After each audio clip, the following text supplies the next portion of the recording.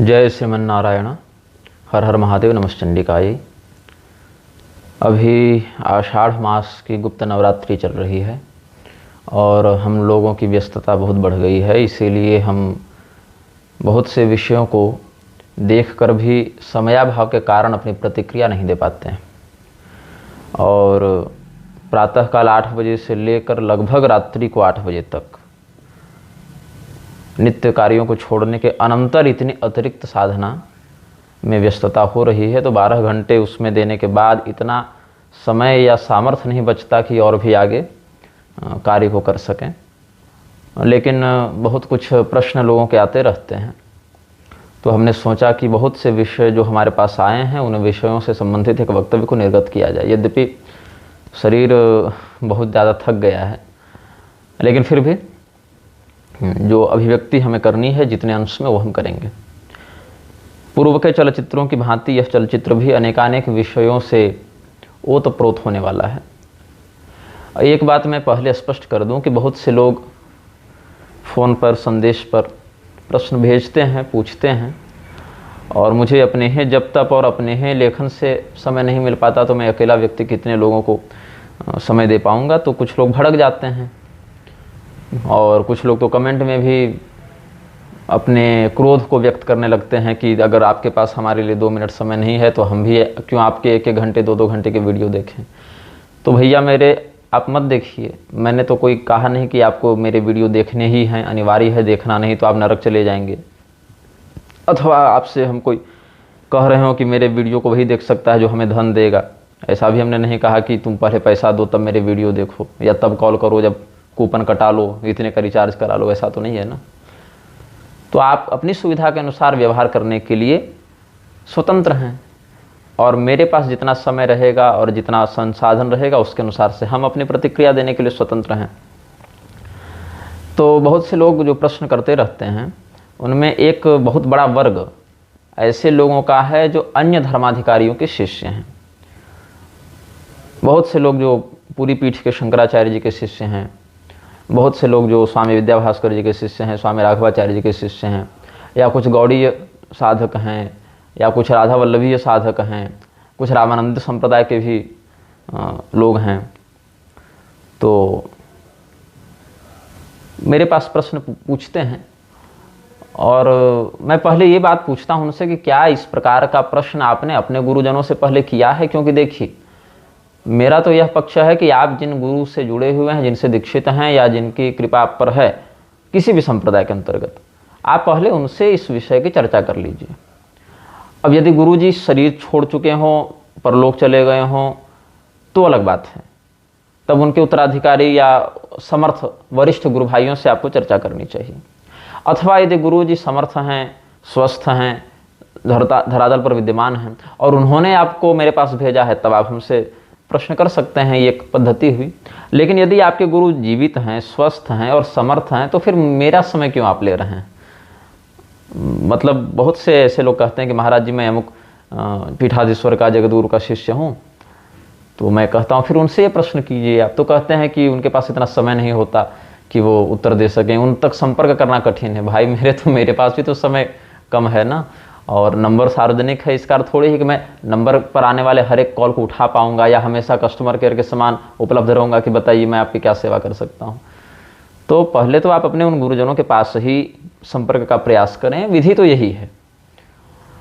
और फिर भी अगर वहां उत्तर से आप संतुष्ट नहीं होते हैं या असफल होते हैं संपर्क करने में, या और कोई बात हो जाती है, या उनके द्वारा आपको मेरे पास भेजा जाता है, तो फिर उस पर हम प्रश्न की गंभीरता के आधार पर, आपकी समझ की योग्यता के आधार पर समय देखते हैं कितना निकल पाएगा।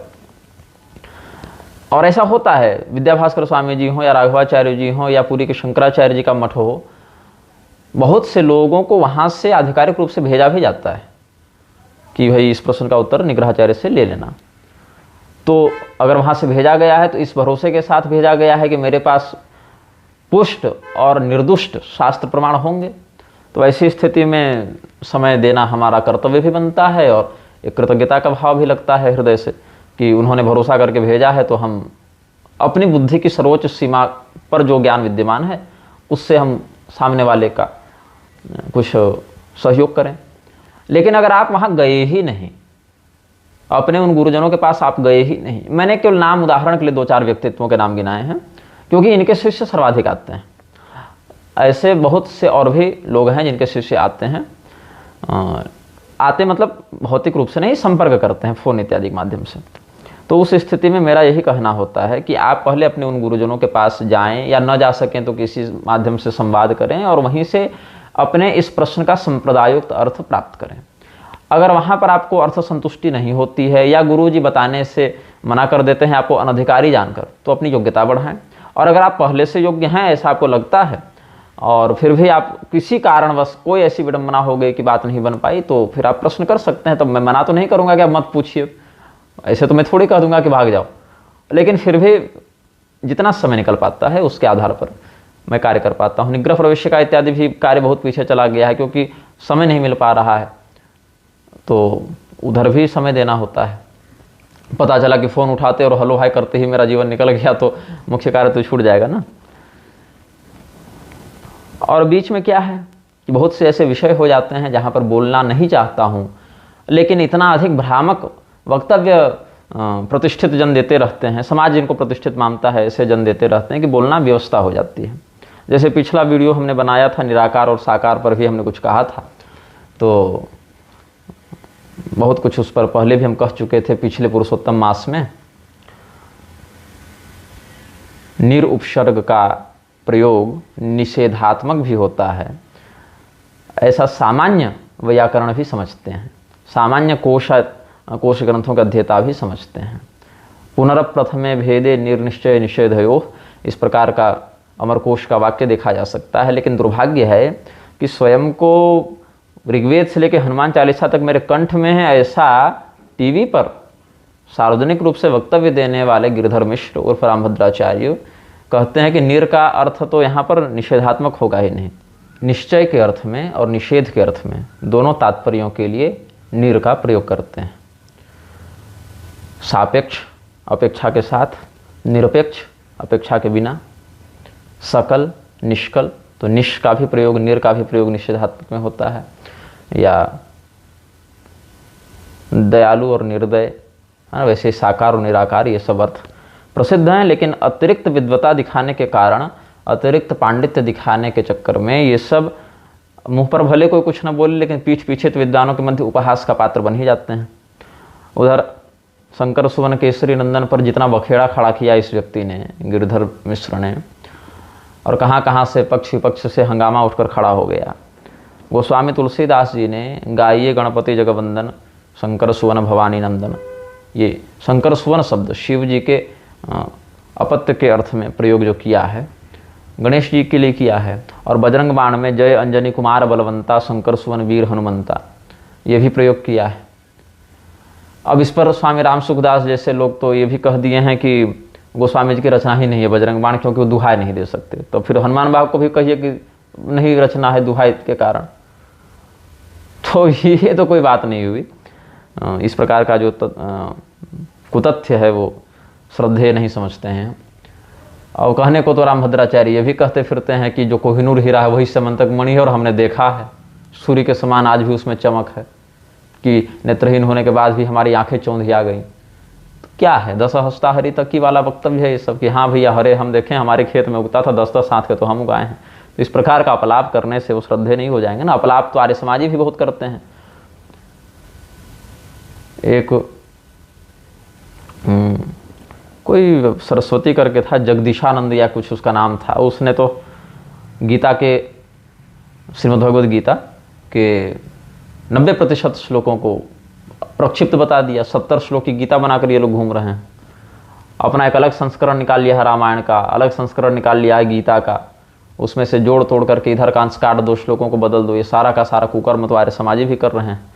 तो उस स्थिति में उनको क्या हम प्रामाणिक मान लेंगे या क्या विद्वान मान लेंगे? क्योंकि व्याकरण या मीमांसा इत्यादि का अध्ययन तो वो लोग भी करते ही रहते हैं, और बहुत तगड़े तरीके से, बहुत पुष्ट विधि से करते हैं, क्योंकि उनको बहुत कुछ बातों को समाज में स्थापित करना होता है। तो जब तक उसका ज्ञान नहीं होगा तब तक कैसे करेंगे? लेकिन क्या हुआ कि दिव्यास्त्र तो मेघनाथ के पास भी थे और लक्ष्मण जी के पास भी थे, लेकिन मेघनाथ का दिव्यास्त्र क्या लोक कल्याण में प्रयुक्त हो पाया? नहीं हो पाया। ऐसे ही द्वारंकिमेकं नरकस्य नारी को कितना विकृत रूप से व्याख्यायित करके आदि शंकराचार्य जी को क्या भला बुरा नहीं कहा था गिरधर मिश्र ने, रामभद्राचार्य ने।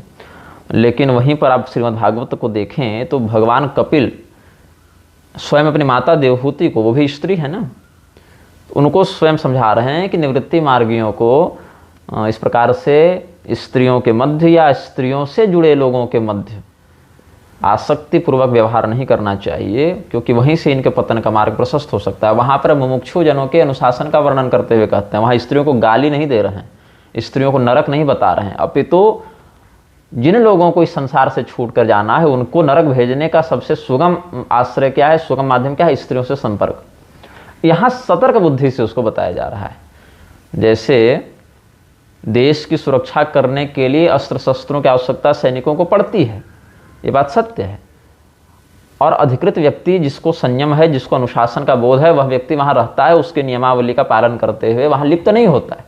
लेकिन कोई व्यक्ति जो उस मार्ग से निकलना चाहता हो, जो और अधिक सुरक्षित रहना चाहता हो, उसके लिए वहाँ हैजार्डियस इत्यादि शब्द लिख देते हैं आज की भाषा में, या सावधान रहें, सतर्क रहें, खोपड़ी बना के लाल निशान से क्रॉस कर देते हैं उसमें, ताकि वो सतर्क रहे, उस क्षेत्र से दूर रहे, ये तात्पर्य है। या कहीं लैंड माइन्स है, या बिजली के तारों में, नंगे तारों में बिजली दौड़ रही है तो बता देते हैं, जबकि वो सुरक्षा के लिए है।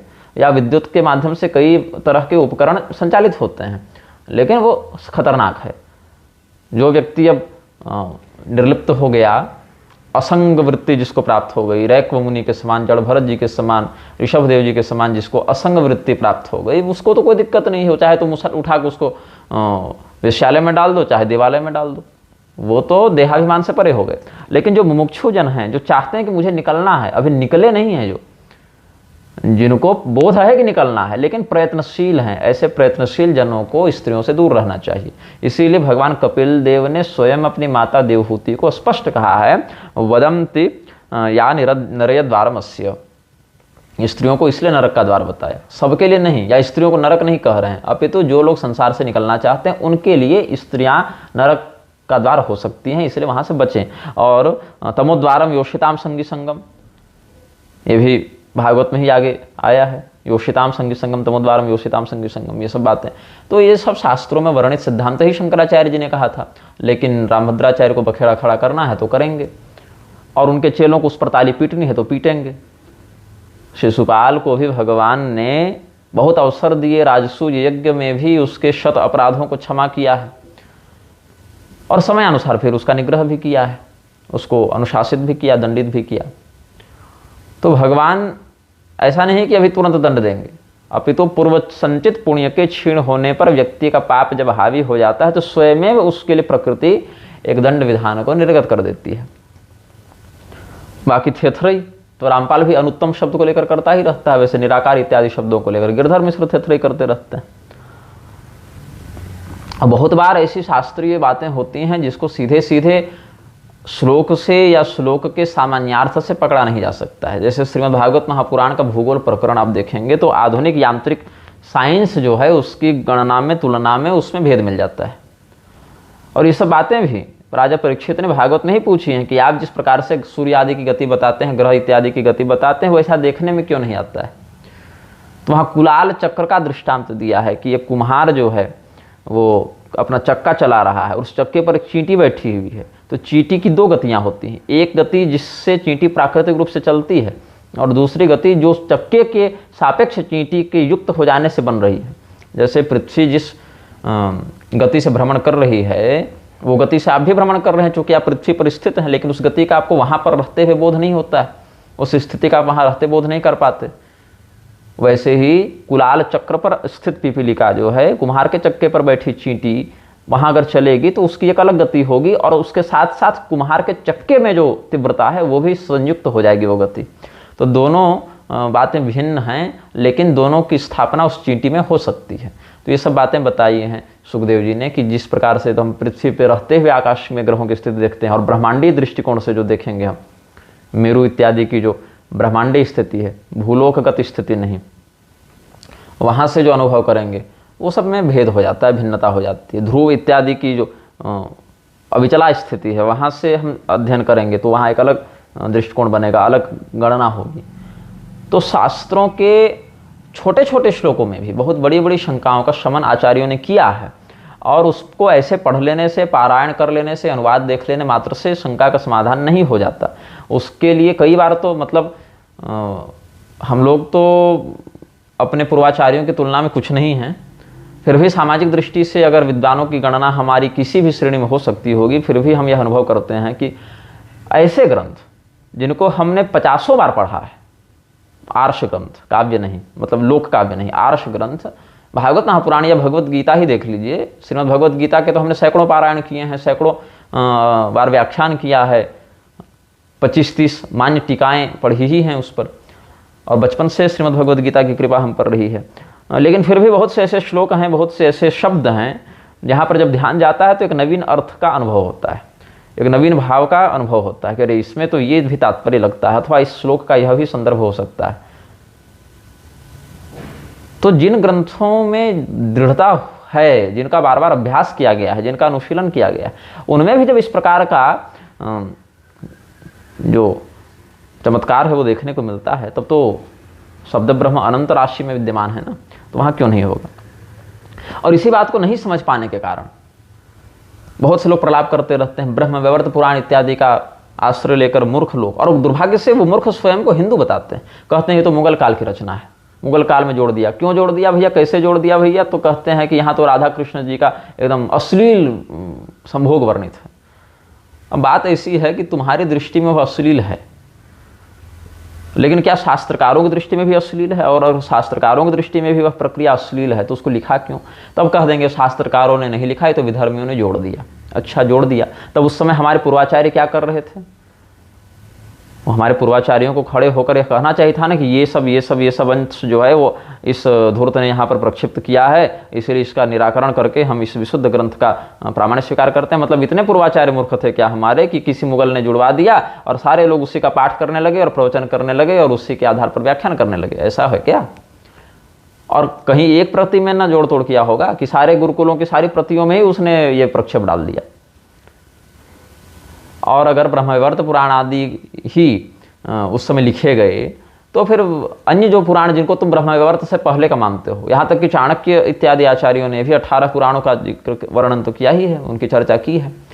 तो या बहुत से ऐसे पुराण जैसे विष्णु पुराण आदि का संदर्भ या कूर्म पुराण आदि का संदर्भ तो पूर्वाचार्यों ने, शंकराचार्य जी ने और रामानुजाचार्य जी इत्यादि ने दिया ही है, पद्म पुराण इत्यादि का दिया है, विष्णु पुराण इत्यादि का। तो क्या उन पुराणों में जो अष्टादश पुराणों की सूची है वहाँ पर ब्रह्मवैवर्त का नाम नहीं मिलता क्या? उसकी श्लोक संख्या का, विषय सूची का, नारद पुराण में आप देख लीजिए ना, 18 पुराणों का नाम, उनका प्राधान्य प्रतिपादित विषय सब वर्णित है। तो शास्त्र जो लिखते थे ऐसे ऋषि महर्षि जिस प्रज्ञा का प्रयोग करके शास्त्रों का लेखन करते थे, ये नहीं कि मोबाइल उठाए और PDF देख देख के शास्त्र पढ़ लिए, वो नहीं, न्यास करके विधिपूर्वक आचमन प्रतिष्ठा न्यास पवित्र धारण करके उन ग्रंथों का लेखन किया जाता था, स्वाध्याय किया जाता था। और उस समय उनका जो प्राज्ञिक स्तर था, जो उनकी चेतना थी, जो उनकी जितेंद्रियता थी, वो इस स्तर पर थे कि वो फिर संपूर्ण विश्व को ब्रह्ममय समझकर, शिव शक्तिमय समझकर लिखते थे। और उन घटनाओं का बोध भगवान उनको इसीलिए कराते थे क्योंकि ये निर्विकार महात्मा है, ऐसा भगवान जानते थे। विकारग्रस्त मोहित जनों के लिए तो भगवान की लीला है ही नहीं। जो लोग ब्रह्मवैवर्त पुराण को पढ़कर प्रक्षिप्त बताते हैं और अश्लील बताते हैं, उन लोगों के लिए ब्रह्मवैवर्त पुराण लिखा ही नहीं गया। ये सब शास्त्रीय ग्रंथ तो निर्विकार लोगों के लिए लिखे गए, और अगर निर्विकार नहीं भी है व्यक्ति तो कम से कम इतना तो उसमें भाव होना चाहिए, इतनी श्रद्धा भक्ति होनी चाहिए कि ऐसे व्यामोहित करने वाले प्रसंगों को पढ़कर भी उसका चित्त उतना विकृत नहीं हो, और अगर कहीं हो भी तो सदगुरु के मुख से उसका समाधान कर ले। तो जिन आचार्यों ने, ऋषियों ने उन ग्रंथों को लिखा, अपने शिष्यों को पढ़ाया, वो इस स्तर पर थे कि उसको समझ सकें, पढ़ सकें। मैंने पहले भी उदाहरण दिया था। तो सुप्रीम कोर्ट के एक अधिवक्ता भड़क गए थे, स्वामी विद्याभास्कर जी को फोन करके उन्होंने कहा कि निग्रहाचार्य तो आजकल अपने वक्तों में अश्लील बातें बोलने लगे हैं। बातें अश्लील नहीं है बंधु, बातें हैं कि अगर ग्रंथों में लिखे उन विषयों पर आप आक्षेप करेंगे और हमें समाधान देना होगा तो उन विषयों का तो प्रयोग करना पड़ेगा ना। 6 साल के बच्चे को अगर जीव विज्ञान में यह बताया जाए कि तुम्हारी उत्पत्ति तो तुम्हारे माता पिता के संभोग से हुई भैया, और उसमें यह प्रक्रिया है, तो वास्तविक बात है कि उस समय उसकी प्रज्ञा उस स्तर पर नहीं है कि उस बात को यथारूप ग्रहण कर सके। उसमें बेचैनी होगी, व्यग्रता आएगी या घृणा आएगी या और भी 10 तरीके के विकार हो सकते हैं। लेकिन वही 25-30 वर्ष का बच्चा हो जाए तो बताना भी नहीं पड़ता कि क्या व्यवस्था है। तो ऐसे ही भगवान की ये सब रहस्य लीलाएं जो हैं वो जिस रूप में यथात्म भाव से जो प्रयुक्त हुए हैं, वो ऋषियों ने देखा, समझा, सुना, निर्विकार रूप से ग्रहण किया, यथावत लेखन किया, शिष्यों को बताया, तुम्हारे लिए नहीं बताया। इसीलिए जो दोष दृष्टि रखता है भगवत लीला कथा में, सतकथा निंदका नाम में जिनकी गणना होती है, ऐसे लोग भगवत कथा को सुनने के अधिकारी नहीं है। यह भी उन्हीं शास्त्रों में वर्णित है, क्योंकि सुनेंगे तो व्यामोहित तो होंगे। प्रवरा अवराश्चेति श्रोतारो द्विविधा मता। श्रीमद् भागवत महापुराण का जो स्कंद पुराणोक्त वैष्णव खंडोक्त जो महात्म्य है, जिस पर हम बारंबार प्रवचन करते रहे हैं, कुछ दिनों में वो प्रवचन पुनः भरतपुर में मेरी जो कथा हुई बयाना में, वहाँ से जो हमने कुछ रिकॉर्डिंग करवाई है वो उपलब्ध करवा दी जाएगी आप लोगों को। तो श्रोता के रूप में अगर वो बैठ भी जाए तो उसको अवर श्रोता कहते हैं, उत्तम श्रोता नहीं कहते, निम्न कोटि का श्रोता कहते हैं। भेरुंड, ब्रिक इत्यादि श्रोताओं के अधम कोटि होते हैं। ऐसे ही कोटि में इन अश्रद्धालुओं की गणना होती है। तो अन्यान्य पुराणों में भी ब्रह्म वैवर्त आदि का नाम मिलता है, उनका संदर्भ मिलता है, उनके प्रतिपाद्य विषयों का वर्णन मिलता है। और ये सब विषय उन्हीं लोगों के लिए हैं जो निर्विकार हैं, निर्मल हृदय के हैं और भगवत कथा को उसी दिव्य स्तर पर जाकर समझने का प्रयास करते हैं। जन्म कर्म चमे दिव्यम एवं यो वेत्ति तत्वतः त्यक्त्वा देहम पुनर्जन्म नयति मामेति सोऽर्जुन। ऐसी दिव्य योग्यता जिस श्रोता में हो या वक्ता में हो, वही व्यक्ति इस कथा को कहे या सुने। अब एक वृंदावन का कोई मनुष्य था, उसने तो किसी बालिका के प्रश्न के उत्तर में कह दिया कि हम पुराणों से इन अंश को हटवा देंगे। वाह जी पावर आदमी, ये हटवाएंगे। स्वयं समझ में आ नहीं रहा है, अभी स्वयं ठीक से विद्यार्थी नहीं बने हैं, बैठ गए हैं व्यास गद्दी पर और दावा क्या है कि हटवा देंगे। जैसे बपोती पुराण थे इनके घर में धरे हुए, और कुछ लोग ऐसे हैं जो इन कथाओं को प्रक्षिप्त बताते हैं, कुछ लोग ऐसे हैं जो इन कथाओं में अश्रद्धा व्यक्त करते हैं, कुछ लोग ऐसे हैं जिनके पास उत्तर नहीं होता तो कह देते हैं कि गड़बड़ तो हुई है, लेकिन ऐसा नहीं करना चाहिए था, ऋषियों को लिखना ही नहीं चाहिए था ये सब विषय।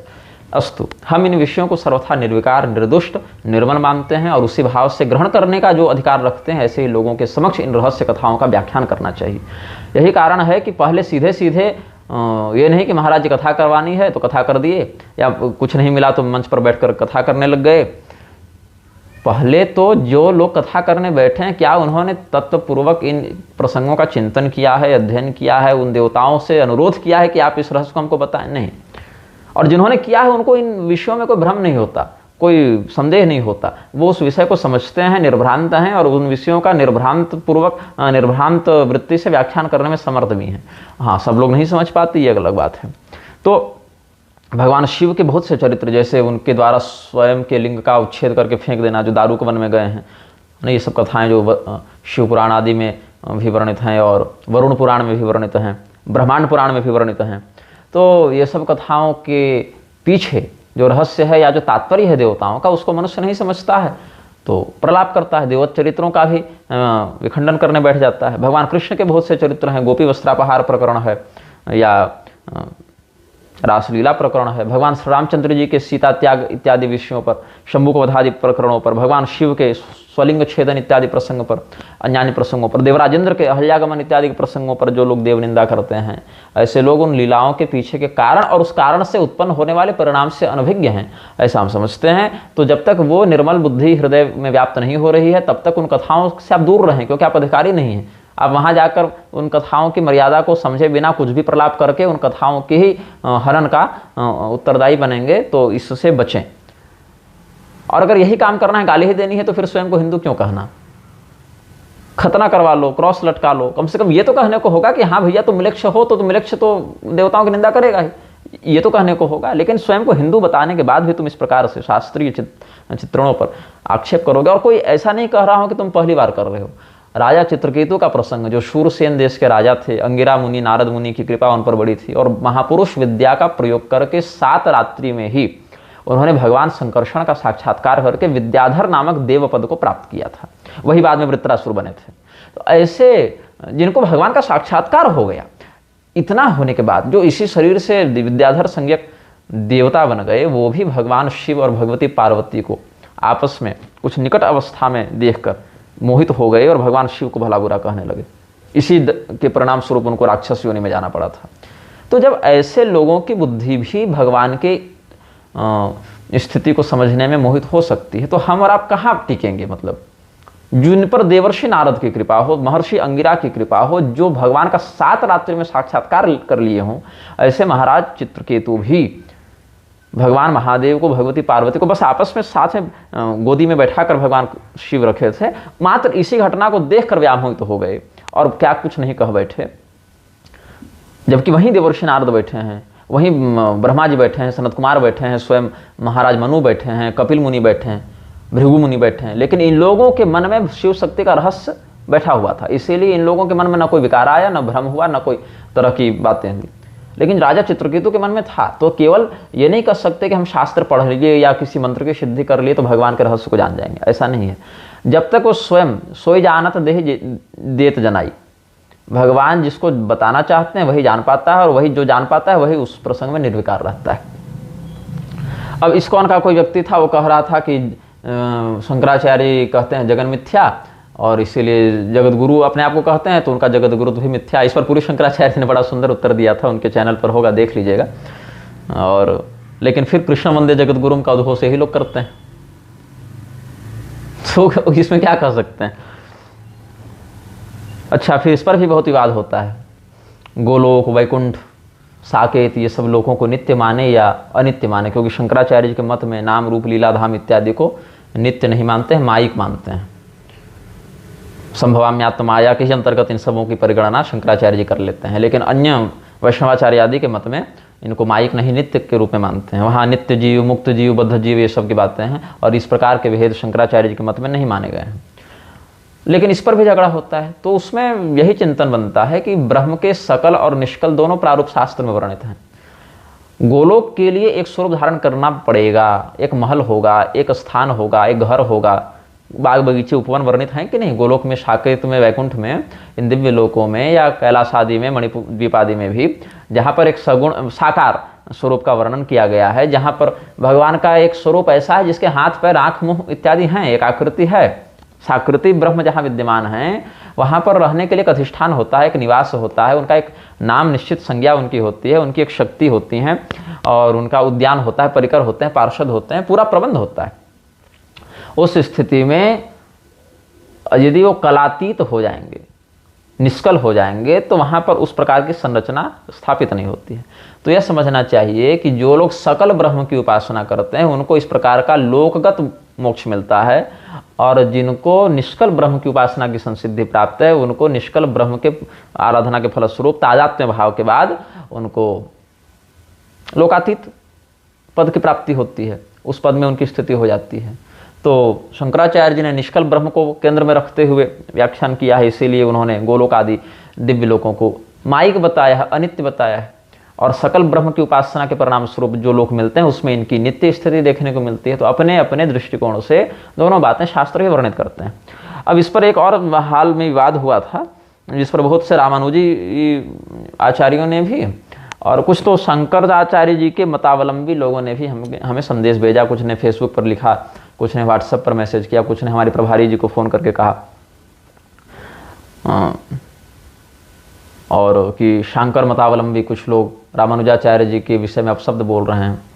तो क्षितिज सोमानी और प्रसून मिश्र इत्यादि लोगों का हमने पोस्ट पढ़ा था, लेख पढ़ा था, तो उसमें उनका यही पक्ष था कि पहले तो उनकी शब्दावली पर ही हमने आपत्ति की थी। उन्होंने सीधे सीधे आचार्यत्व का ही निषेध कर दिया था कि ऐसे लिखा उन्होंने क्षमस्वापराधम में, क्योंकि शब्दावली को मैं कोट करने जा रहा हूँ, संदर्भित करने जा रहा हूँ कि रामानुज मध्व इत्यादि तो वैष्णवाचार्य ही नहीं हैं, ये सब तो नकली वैष्णव हैं। पांचरात्र के मत में भी इनका अधिकार नहीं, इन्होंने पांचरात्र की विकृत व्याख्या की है, ये सब बातें उन्होंने कही।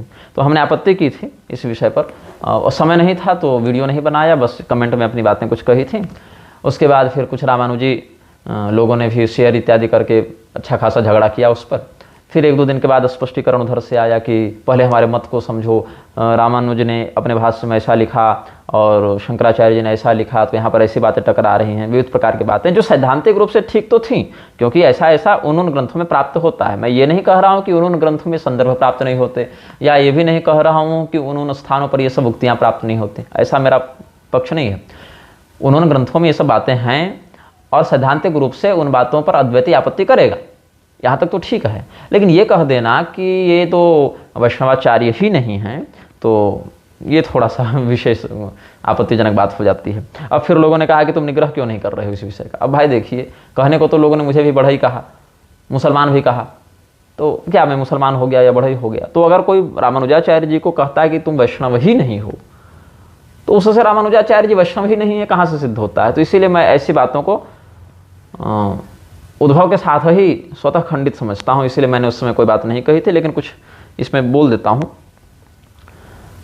अब होता क्या है ना, परशुराम जी भी तेजस्वी हैं और भीष्म पितामह भी तेजस्वी हैं, दोनों अखंड ब्रह्मचारी हैं। भगवत तत्व को समझने में भी दोनों का कोई तोड़ नहीं है, लेकिन दोनों जब लड़ते हैं तो आपस में एक दूसरे की क्षति नहीं करते हैं, क्षति समाज की होती है। और बीच में फिर देवर्षि नारद आते हैं, वेदव्यास जी आते हैं हस्तक्षेप करने। तो यही आजकल हो गया है। शंकराचार्य जी के अनुयायी उठेंगे, रामानुजाचार्य जी को गाली देंगे, फिर रामानुजाचार्य जी के अनुयायी उठेंगे, पद्म पुराण का श्लोक उठाकर इनको गाली देंगे, इन दोनों के मध्य मध्वाचार्य जी वाले उठेंगे, ये दोनों को गाली देंगे। फिर आजकल लोग कई बार इन विषयों को लेकर हमारे पास आते हैं कि आप कुछ बोलिए। अब क्या मैं बोलूँ? शंकराचार्य जी शिव जी के अवतार हैं, रामानुजाचार्य जी शेषनाग के अवतार हैं, मध्वाचार्य जी वायुदेव के, किंवा हनुमान जी के अवतार हैं, मरुदंश है उनमें। तो इन आचार्यों ने आपस में जो माथा पीटा है, सिद्धांत प्रतिपादन किया है, माथा पीटा है मैंने इसीलिए कहा है क्योंकि इनके चेहरे माथा ही पीट रहे हैं अपने अपने आचार्यों के नाम पर। लक्ष्य तो इनका सिद्धांत प्रतिपादन था, लेकिन उसमें भी रामानुजाचार्य जी ने आदि शंकराचार्य जी को मूर्ख कह दिया, तो मलिन बुद्धि वाला कह दिया, तो मध्वाचार्य जी ने कहा कि रजस्वला के छूने से जैसे वस्तुएं पवित्र हो जाती हैं वैसे वेद अपवित्र हो गए। ये सब बातें लिखी आपत्तिजनक हैं। देखिए, हमने कभी ये नहीं कहा कि रामानुजाचार्य जी ने आदि शंकराचार्य जी के ऊपर जो निजी आक्षेप किया है या अद्वैतियों के ऊपर जो आक्षेप किया है हम उसका समर्थन करते हैं या उस बात को श्रद्धेय मानते हैं। हमारा ये पक्ष कभी नहीं रहा है। न मध्वाचार्य जी ने जो कुछ बातें लिखी हैं शंकराचार्य जी के विरुद्ध, उसका हम सत्यापन करते हैं या हम उन बातों को श्रद्धेय मानते हैं, कभी नहीं। हमारा पक्ष यही रहा है कि मध्वाचार्य जी के संप्रदाय में, उनके मत में जो बात सैद्धांतिक रूप से प्राप्त है, उस बात को उनके संप्रदाय के अंतर्गत मान्यता है, उनके लिए वह बात प्रमाण है और उनके लिए वह प्रमाण आचरणीय भी है। एवं विध रामानुजाचार्य जी हों, वल्लभाचार्य जी हों या शंकराचार्य जी हों, इनको अपने अपने आचार्यों के माध्यम से जो ज्ञान प्राप्त हुआ है और जिन जिन दिव्यांशों से, दिव्यावदान से युक्त थे, उन दिव्यावदानों की संप्रदाय परंपरा में वो अर्थ मान्य है और वो अर्थ प्रतिपाद्य है। फिर इस पर कुछ लोगों ने कहा कि तब तो रामभद्राचार्य ने भी आदि शंकराचार्य जी के विरुद्ध बहुत कुछ लिखा बोला, तो आप क्यों विरोध करते हैं और रामानुजाचार्य जी का क्यों विरोध नहीं करते हैं? इसका कारण ये है, भगवान श्री कृष्ण रास रचाए, वो समर्थ थे, उसके तत्व को समझते थे, उस विधि के अधिकारी थे, उन्होंने किया। लेकिन उन्होंने किया ये सोचकर अगर हम भी वही काम करने लग जाएं तो क्या हम वह सामर्थ्य रखते हैं या क्या हम उस प्रकार से उसमें अधिकृत हैं? नहीं। क्या किसी मान्य धर्मशास्त्र में ये तथ्य स्थापित किया गया है कि रामभद्राचार्य नाम का कोई व्यक्ति होगा और वह इस प्रकार से ग्रंथ लेखन करेगा, यही उसके जन्म का प्रधान उद्देश्य है? ऐसा क्या किसी मान्य वेद पुराण स्मृति तंत्र आदि में उद्घोष किया गया है? अब अपने से बनाकर कोई लिख दे तो अलग बात है, लेकिन जिसकी मान्यता सत्पुरुषों के शिष्टों के समाज में, क्या ऐसी कोई बात है? नहीं। लेकिन रामानुजाचार्य जी के विषय में, मध्वाचार्य जी के विषय में ये सब जो है मान्य प्रमाण तो प्राप्त होते हैं। अब इन्हीं मान्य प्रमाणों में एक सौर पुराण का भी प्रमाण है, जिसको हमने स्वयं अपने ग्रंथों में उद्धृत भी किया है। उसी का आश्रय लेकर फिर मुझे कहा गया कि आप तो मध्वाचार्य जी के विषय में सब लिख चुके हैं कि वो पूर्व पक्षी रहेंगे और सिद्धांत पक्ष में उनकी पटुता नहीं रहेगी, ये सब बातें हैं, गुरु जी के द्वारा उनको शाप मिलेगा, पद्म पादुकाचार्य जी के द्वारा, ये सब बातें। मैंने कहा बिल्कुल, सौर पुराण के इन प्रमाणों को हमने देखा है, हमने लिखा है और उसको हम प्रामाणिक मानते हुए ही लिख रहे हैं। लेकिन फिर भी आप चिंतन करें कि जब हमने महावाक्यों का निवृत्ति भाष्य लिखा तो हमने वहाँ स्वयं मध्वाचार्यम श्री गुरुमूर्तिम प्रणतोस्मि यह लिखा, मध्वाचार्य जी को हम गुरु स्वरूप में प्रणाम करते हैं। भले मैं सिद्धांत पक्ष से अद्वैती हूँ और मध्वाचार्य जी से हमेशा उत्तर दक्षिण रहेंगे हम लोग, क्योंकि उद्वैत हैं, हम लोग अद्वैत हैं, लेकिन फिर भी हमने मध्वाचार्य के विरुद्ध न कोई ऐसी शब्दावली लिखी जो आपत्तिजनक हो और न हमने उनका तिरस्कार किया, हमने उनको गुरु स्वरूप मानकर ही प्रणाम किया है। क्योंकि वो वायुदेव के अवतार हैं और वायु समूह के गुरु हैं, यह भी सिद्धांत पुराणों में प्रतिपादित है, जहां से लेकर हमने नक्षत्र माहेश्वरी में ये बात लिखी भी है। तो भगवान वायुदेव के अवतार होने मात्र से हम उनको प्रणम्य मानते हैं। अब कुछ लोग फिर इसमें यह कहेंगे कि फिर तो भगवान विष्णु के अवतार बुद्ध जी भी हैं, तो बुद्ध जी को क्यों नहीं मानते हो? इसीलिए नहीं मानते हैं क्योंकि बुद्ध जी को नहीं मानना है ऐसा शास्त्र निर्देश करते हैं। शास्त्रों में यह कहा गया है उनके अवतार का उद्देश्य कि भाई ये तो असुरों को मोहित करने के लिए आएंगे, इसीलिए सत्पुरुषों के द्वारा इनके उपदेशों का अनुकरण शोभनीय नहीं है। अगर शास्त्र मुझे ऐसा निर्देश दें कि मध्वाचार्य जी के सिद्धांत जो हैं वो इस प्रकार से पथभ्रष्ट करने वाले हैं, तो अवतार होने से सम्मान है भैया, अलग है, लेकिन और कोई विशेष संपर्क नहीं, तो सोचेंगे इस पर। लेकिन ऐसा कोई शास्त्र वाक्य मेरे संज्ञान में नहीं है। हाँ, ये अवश्य है कि मध्वाचार्य जी के विषय में सौर पुराण में बहुत सी बातें हैं जिसको मध्वाचार्य जी के अनुयायी अप्रामाणिक मानते हैं। और वहीं पर शंकराचार्य जी इत्यादि का संदर्भ लेते हुए पद्म पुराण या गरुड़ पुराण के ब्रह्मकांड से बहुत सी बातें वैष्णवाचार्य बताते हैं जिनको शंकराचार्य जी के अनुयायी अप्रामाणिक मानते हैं।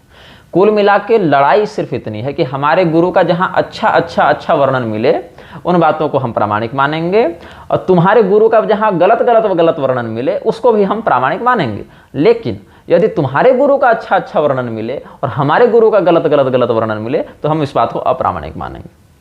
अच्छा, इसमें एक और भी समस्या क्या हो गई कि रामानुजाचार्य जी ने अनेक स्थानों पर शिव पुराण आदि को या अन्य ऐसे ग्रंथों को जहां पर विष्णु के अतिरिक्त अन्य देव स्वरूपों को, भगवान विष्णु तो परब्रह्म सिद्ध हैं, इसमें कोई संदेह नहीं, किंतु अन्य सूर्य, शिव, गणपति, देवी इत्यादि को भी जहां पर ब्रह्मस्वरूप परतत्व के रूप में वर्णित किया गया है, ऐसे ग्रंथों को अप्रमाण मानते हैं। और ऐसे ग्रंथों को प्रमाण मानने वालों को श्रद्धेय नहीं मानते, अभी तो भ्रष्ट ही मानते हैं, मतलब व्यामोहित समझते हैं।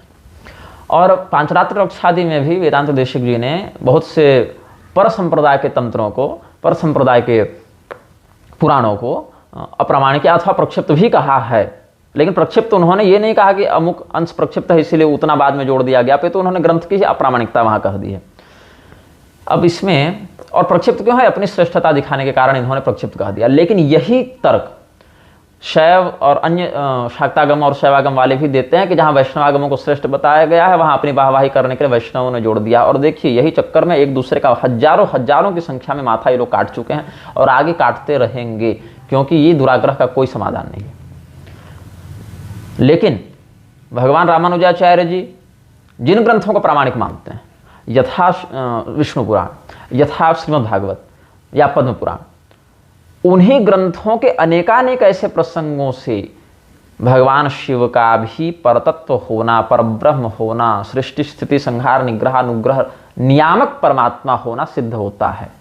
आप मार्कंडेय जी का प्रसंग देख लें जो श्रीमद् भागवत के 12वें स्कंध में अंतिम वर्णन है, वहां भगवान शिव से जो उनका संवाद हुआ है उस विषय को देखें, कितना बहुत छोटा प्रसंग है, 10-5 श्लोकों में ही बहुत कुछ उसमें डाल दिया है। और आप हलाहल पान का प्रसंग देखें, दक्ष प्रजापति वाला प्रसंग देखें, बहुत से, या प्रचेताओं के द्वारा भगवान रुद्र की स्तुति देखें, या भगवती दिति जब कामातुरा होकर भगवान कश्यप के पास गर्भाधान की इच्छा से गई हैं तो यह सायंकाल की घोर वेला है, भगवान शिव अभी देवी सती के साथ भ्रमण करने निकले हैं, ऐसा वर्णन करके जब उन्होंने इस कृत्य का निषेध किया है, वहां भगवान शिव का जो महात्म्य बताया है। बहुत से ऐसे प्रसंग मिलेंगे जहां भगवान शिव को परतत्व के रूप में स्थापित किया है सुखदेव जी ने। लेकिन अथवा शिव पुराणादि से भी, जहां शैवों ने वैष्णव पुराणों का अप्रामाण्य सिद्ध कर दिया है, वहां से शिव पुराणादि से भी हम भगवान विष्णु का परतत्व सिद्ध कर सकते हैं।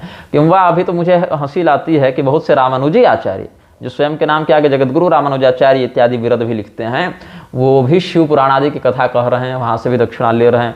अब पता नहीं, मैंने सुनी तो नहीं है वो कथाएं, पोस्टर बैनर देखा है। अब वहां शिव जी को परतत्व के रूप में स्वीकार करते हैं तो इधर अपना गुरुद्रोह नहीं लगेगा क्या इनको?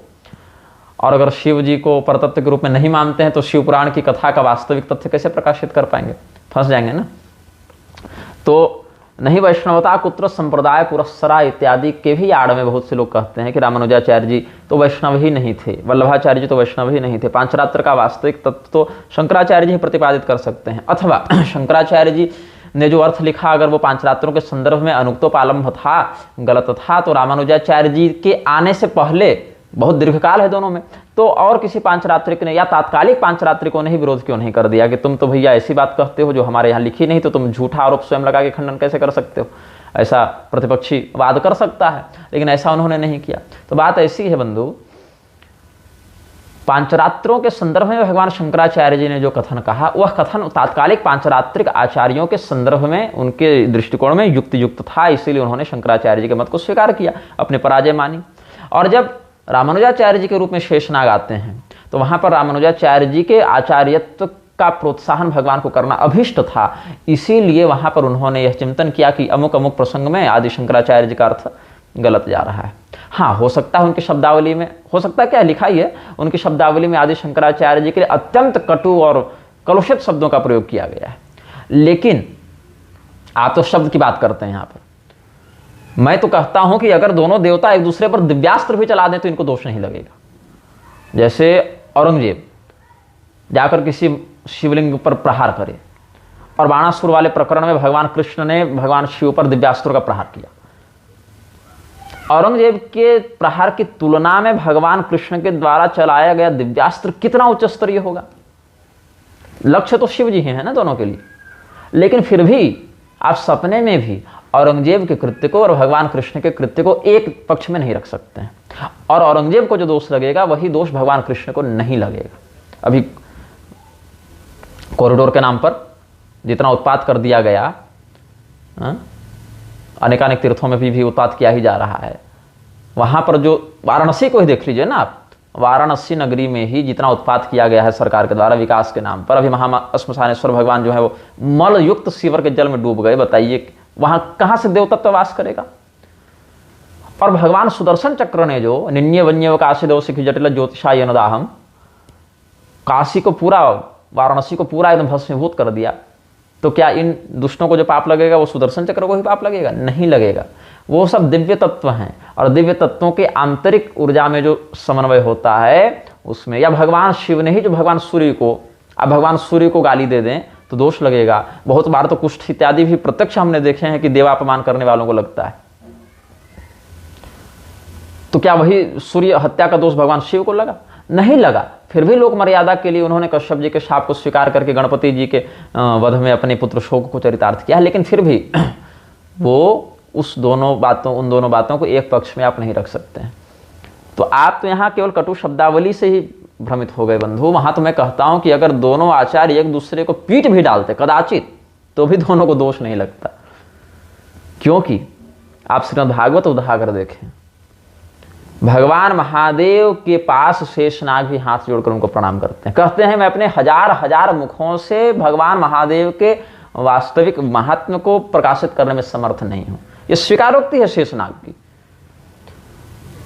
और आप पंचम स्कंध, भागवत का पंचम स्कंध आप देख लें, जहां पर संकर्षण स्वरूप में जो शेषनाग स्थित हैं, जगत को अपने शीर्ष पर धारण करने वाले, उन शेषनाग की आराधना कौन करते हैं? भगवान शंकर करते हैं। तो इन दोनों बातों को हमने चिंतन किया तो हमने यही पाया है कि क्या शेषनाग को परमात्मा के तत्व का बोध नहीं था? भाष्यकर्ता मदागमे, ये भगवान श्री रामचंद्र जी ने भूसुंडी रामायण में उत्तरखंड में स्पष्ट बताया है लक्ष्मण जी को कि आप मेरे आगमों के भाष्य करता हैं। वही लक्ष्मण जी ना आए हैं रामानुजाचार्य जी के रूप में, उद्धरतुम लक्ष्मणो योगी कृत्वा श्री भाष्यम उत्तम। और इस पर एक बड़ा सुंदर प्रमाण था। जब मैं श्रीमद् भागवत का पारायण तो भी कर ही रहा था, तो मैंने वो सुरक्षित रखा है, वो चित्र लेकर। कहाँ गए वो चित्र? हाँ, भगवान नारायण ने, कृष्ण जी ने एक बड़ी सुंदर बात उद्धव जी को कही। ये श्रीमद् भागवत के अध्याय 15 से बता रहा हूं, 11वां स्कंद से। नहीं, ये नहीं, हाँ, एकादश स्कंद से बता रहा हूं। उद्धव गीता के अंतर्गत है ये अध्याय 15वां। तो नहीं मुझे याद है, थोड़ा देखना पड़ेगा, लेकिन देखने के लिए फिर उठना पड़ेगा थोड़ा, इसलिए विषय बता देता हूं, आप ग्रंथ से मिला लेंगे।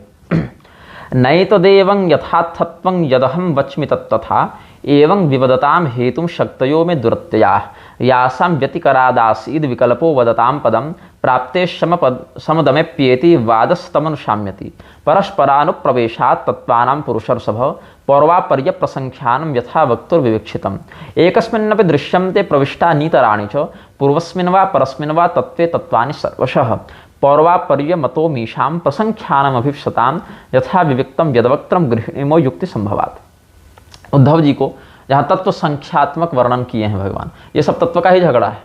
कितने तत्व होंगे, कौन सा क्षर है, कौन सा अक्षर है, फिर उसमें जड़ प्रकृति क्या है, मूल प्रकृति क्या है, प्रधान प्रकृति क्या है, परमात्मा क्या है, परमात्मा में भी चेतन के कितने स्तर हैं, तो उसमें भी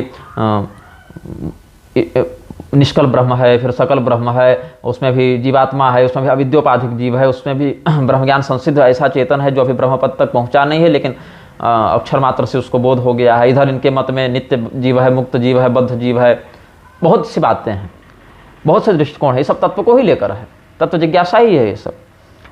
तो भगवान नारायण भगवान कृष्ण यहाँ पर कहते हैं, जो श्लोक हमने अभी 5 श्लोक पढ़े उनका जो सामान्य सरल अर्थ है वो मैं भी पढ़ देता हूँ हिंदी में भी। जैसा तुम कहते हो वह ठीक नहीं है, जो मैं कहता हूँ वही यथार्थ है। इस पंक्ति को भगवान ने उद्धृत किया है कि नैतदेवं यथार्थत्वं यदहं वच्मि तत्तथा एवं विवदताम हेतुम शक्तयो में दुरत्यया। जैसा तुम कहते हो वह ठीक नहीं है, जो मैं कहता हूँ वही यथार्थ है। इस प्रकार जगत के कारण के संबंध में विवाद इसीलिए होता है कि मेरी शक्तियों, सत्व, रज आदि गुणों और उनकी वृत्तियों का रहस्य लोग समझ नहीं पाते, और इसीलिए वे अपनी अपनी मनोवृत्ति का ही आग्रह कर बैठते हैं। सत्व आदि गुणों के क्षोभ से ही यह विविध कल्पना रूप प्रपंच, जो वस्तु नहीं केवल नाम है, उठ खड़ा हुआ है। यही वाद विवाद करने वालों के विवाद का विषय है। जब इंद्रियां अपने वश में हो जाती हैं तथा चित्त शांत हो जाता है, तब यह प्रपंच भी निवृत्त हो जाता है, और उसके निवृत्ति के साथ ही सारे वाद विवाद भी मिट जाते हैं। पुरुष शिरोमणि उद्धव जी के लिए संबोधन है। तत्वों का एक दूसरे में अनुप्रवेश है, इसीलिए वक्ता तत्वों की जितनी संख्या बतलाना चाहता है उसके अनुसार कारण को कार्य में अथवा कार्य को कारण में मिलाकर अपनी इच्छित संख्या सिद्ध कर लेता है। ऐसा देखा जाता है कि एक ही तत्व में बहुत से दूसरे तत्वों का अंतर्भाव हो गया है। इसका कोई बंधन नहीं है कि किसका किस में अंतर्भाव हो। कभी घटपट आदि कार्य वस्तुओं का उनके जो कारणभूत मिट्टी सूत्र आदि में, या मिट्टी सूत्र आदि का घटपट आदि कार्यों में अंतर्भाव हो जाता है। इसीलिए वादी प्रतिवादियों में से जिसकी वाणी ने जिस कार्य को जिस कारण में अथवा जिस कारण को जिस कार्य में अंतर्भूत करके तत्वों की जो संख्या स्वीकार की है वह हम निश्चय ही स्वीकार करते हैं। मतलब भगवान बोले कि सब ठीक है, क्योंकि उनका वह उत्पादन युक्ति संगत ही है। और अंत में एक बात बहुत सुंदर कही भगवान ने, सर्वम न्यायम युक्तिमद्वात विदुषाम किम शोभनम।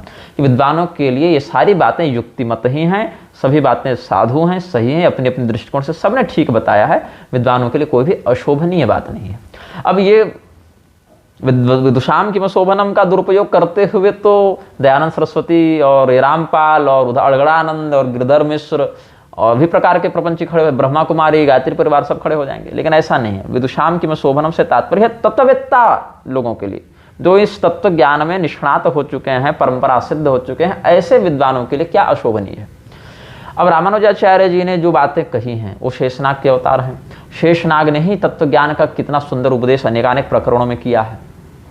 यहाँ तक कि आप श्रीमद् भागवत की परंपरा देखें तो सनत कुमार इत्यादि की परंपरा भी शेषनाग वाली आई है। भागवत महापुराण की 3 परंपराएं हमें प्राप्त हैं। एक परंपरा में कस्म ये न विभाषितो मतुलो ज्ञान प्रदीप पुरा, ये सब ना बातें, तद्रूपेण च नारदाय मुनये कृष्णा तद्रूपेणा, ये सब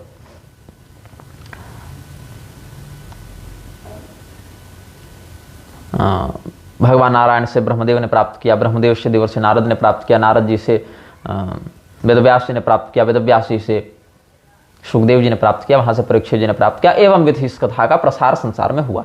एक परंपरा ये है। दूसरी परंपरा है आनंद रामायण के अनुसार, वही परंपरा है लेकिन इसमें थोड़ा वैशिष्ट क्या है कि देवर्षि नारद और वेदव्यास जी के बीच में वाल्मीकि जी आए हैं। तो वहां पर क्या बात है कि पहले तो भगवान नारायण, फिर ब्रह्मदेव, फिर देवर्षि नारद, फिर वाल्मीकि जी, फिर वेदव्यास जी, फिर सुखदेव जी, एवं विधि परंपरा आगे बढ़ी। और एक और परंपरा है जो उद्धव जी वाली परंपरा है।